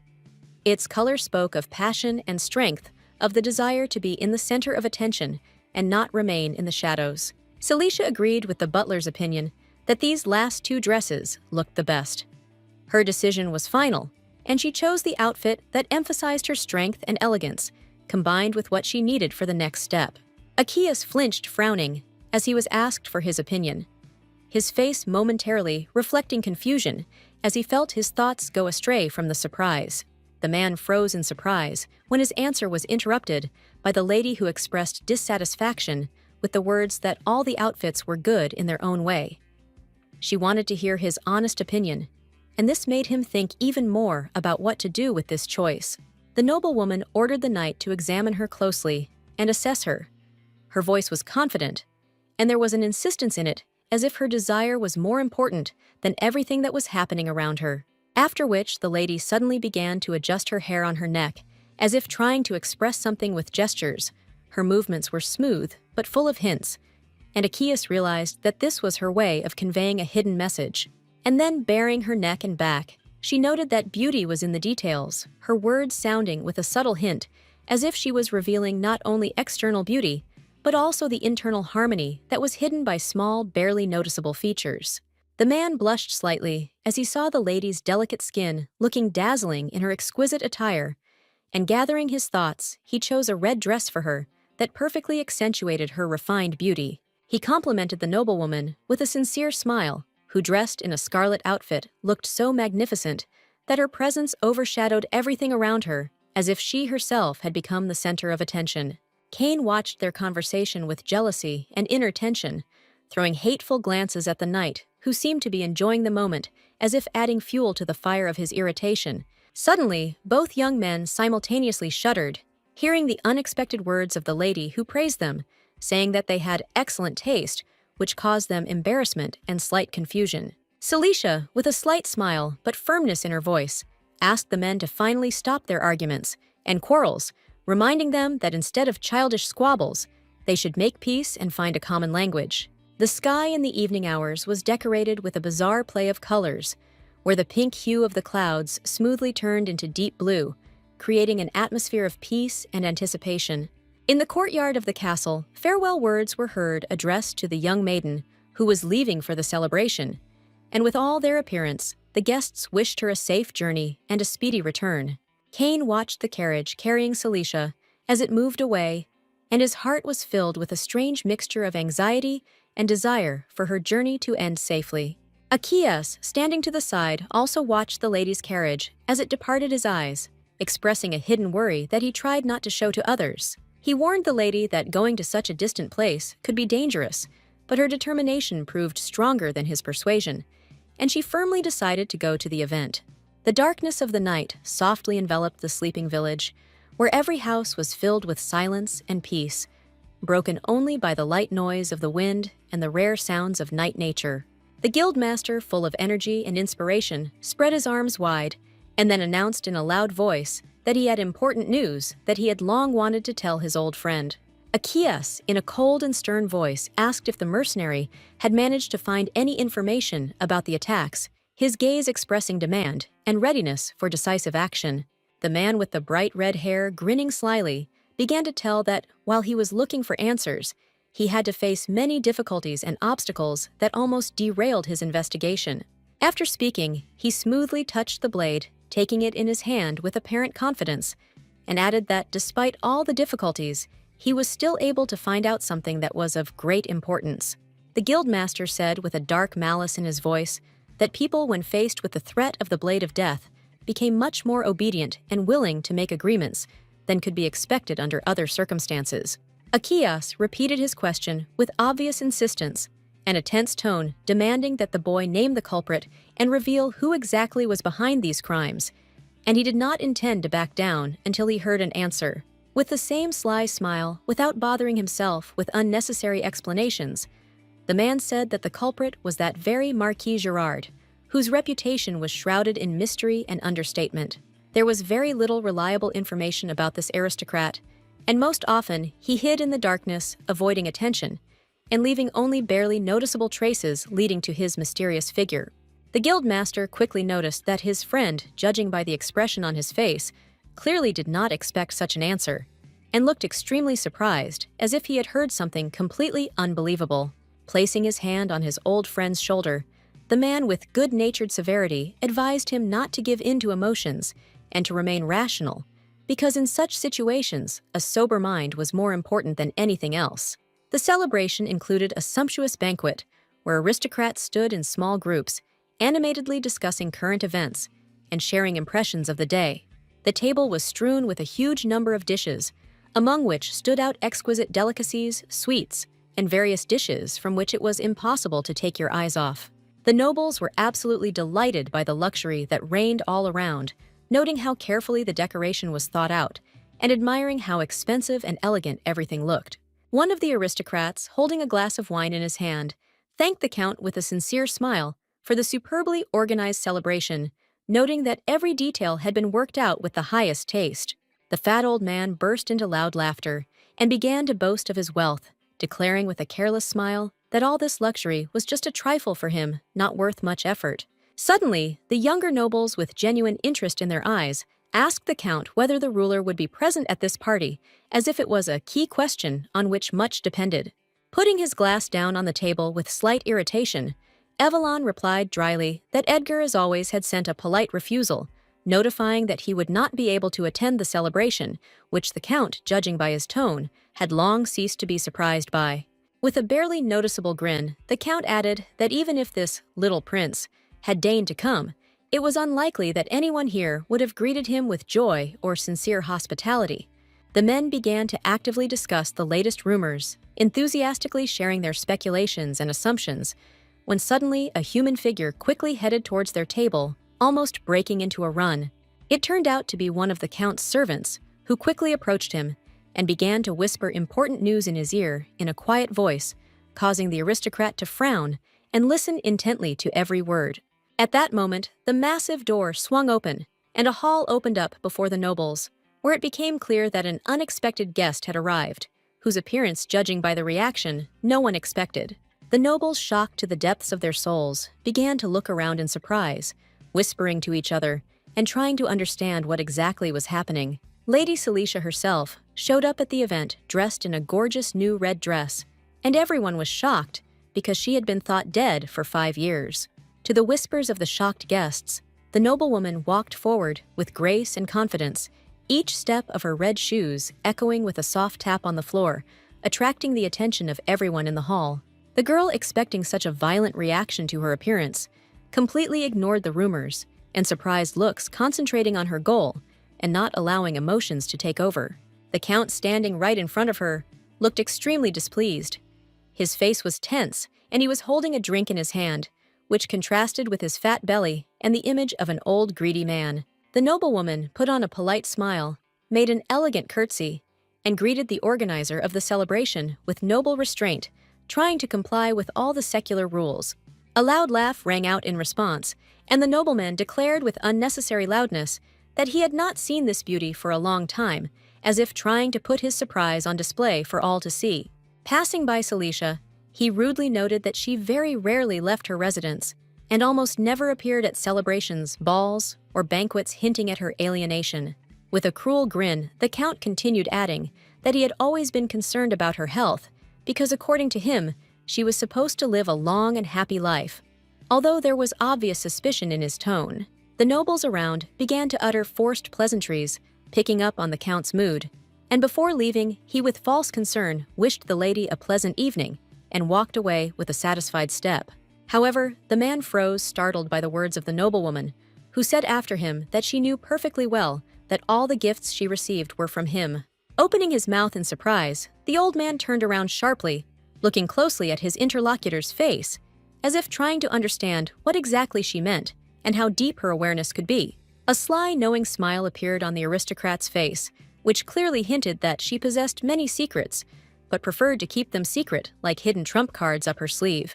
Suddenly, their conversation was interrupted by the noise of other voices.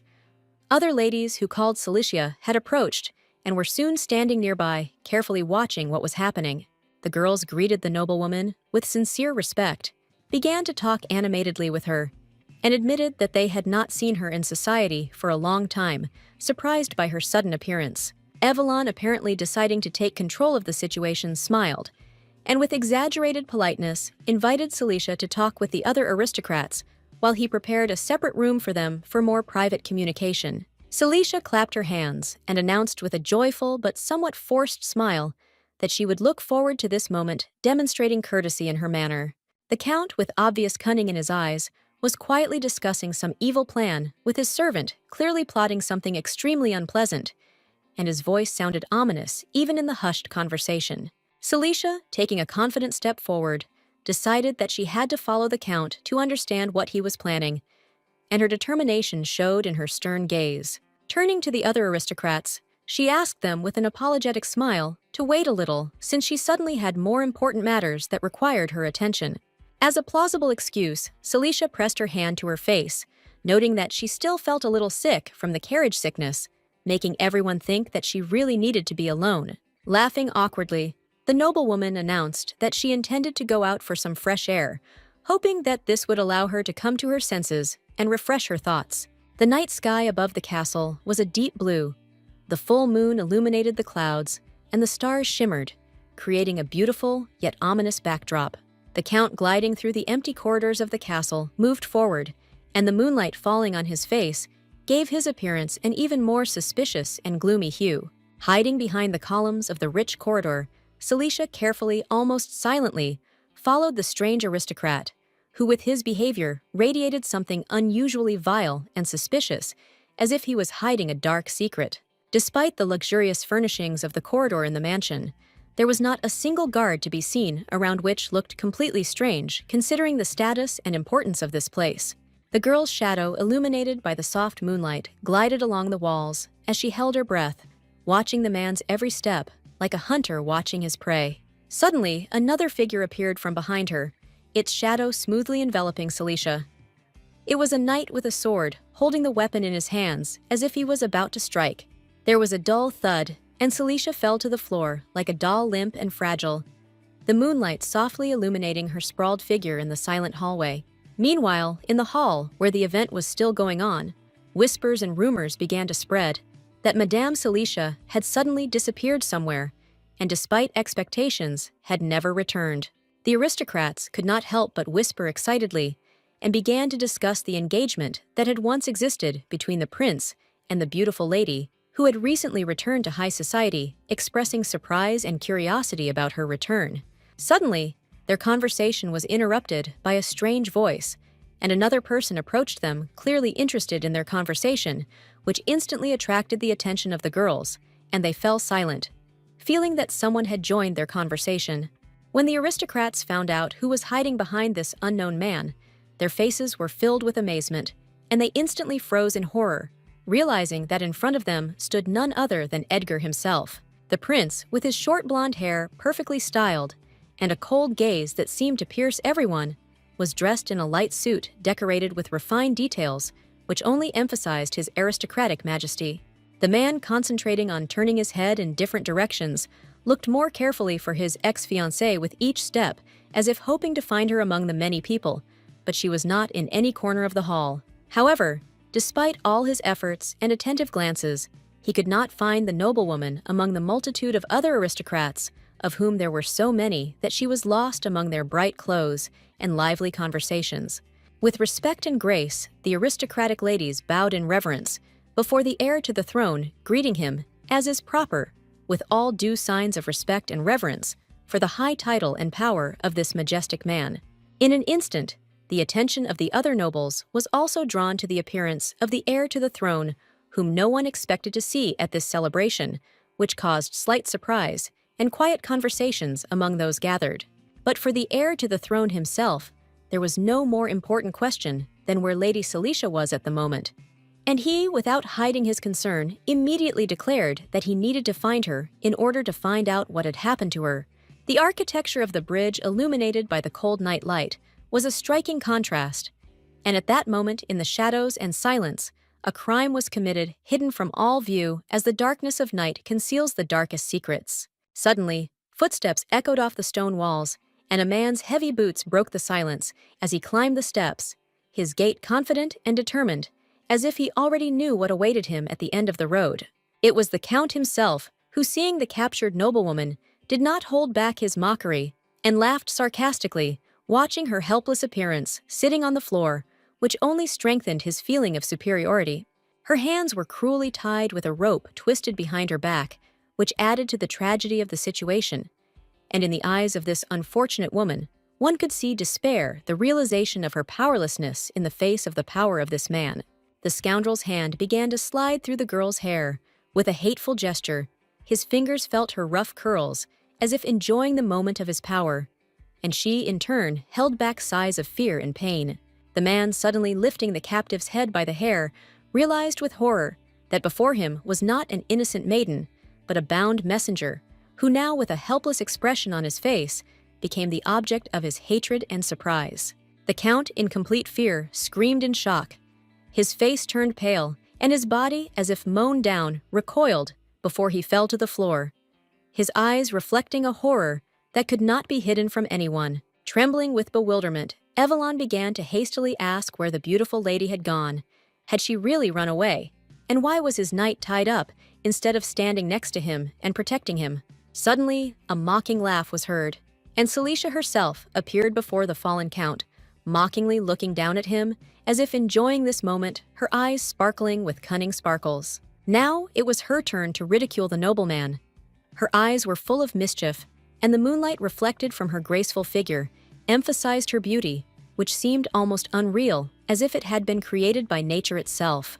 There was not a single living soul in the courtyard. No guards, no servants, silence ponds, gazebos. Everything was absorbed by the night atmosphere, which was created by complete emptiness and silence. The man leaned his hand on the railing, trying to stand up, but his movements were uncertain and stuttering. He tried to address the aristocrat, trying to say something, but his words sounded like a barely audible whisper. Getting to his feet, Evelyn tried to blame the noblewoman for allegedly attacking his guards, although everyone saw how his own knight was tied up, and Celicia herself was in control of the situation. As soon as the lady snapped her fingers, and her voice became icy and stern, she said that with every next move the Count made, he would burn with flames, and her words sounded with such calmness that they seemed threatening and inevitable. A magical seal suddenly appeared beneath the old man's feet, sparkling and pulsating with an ominous light, as if the very ground beneath him was ready to open up and swallow him. Fiery flashes began to circle around the man, dangerous and fast. They sparkled like poisonous snakes ready to incinerate everything in their path, making the air around hot and unbearable. Finally, it dawned on Evelyn that all his previous attempts to kill the lady had failed. She was a mage. Her power was so great that he had underestimated her capabilities and paid for his overconfidence. In shock, frozen in horror, the aristocrat asked himself who this woman was in front of him, who was so fearlessly using magic to gain the upper hand over him, and his guards losing control with every passing moment. The man stood there, his mouth open, his eyes wide, like a man who had just realized the gravity of his situation. In front of him was the very woman he had tried to destroy. The beauty appeared before him as a true Celicia, smiling meanly and haughtily. Her gaze was full of insolence, and her presence before him suddenly became threatening, as if she could destroy him with just one word. Suddenly, the nobleman screamed indignantly, not believing his own ears. How could this woman allow herself to behave with him in this way, because he was not only rich, but also an influential man who was accustomed to everyone respecting his power? The noblewoman, without showing the slightest fear, persistently asked why Evelyn so strongly desired her death, since he was ready to do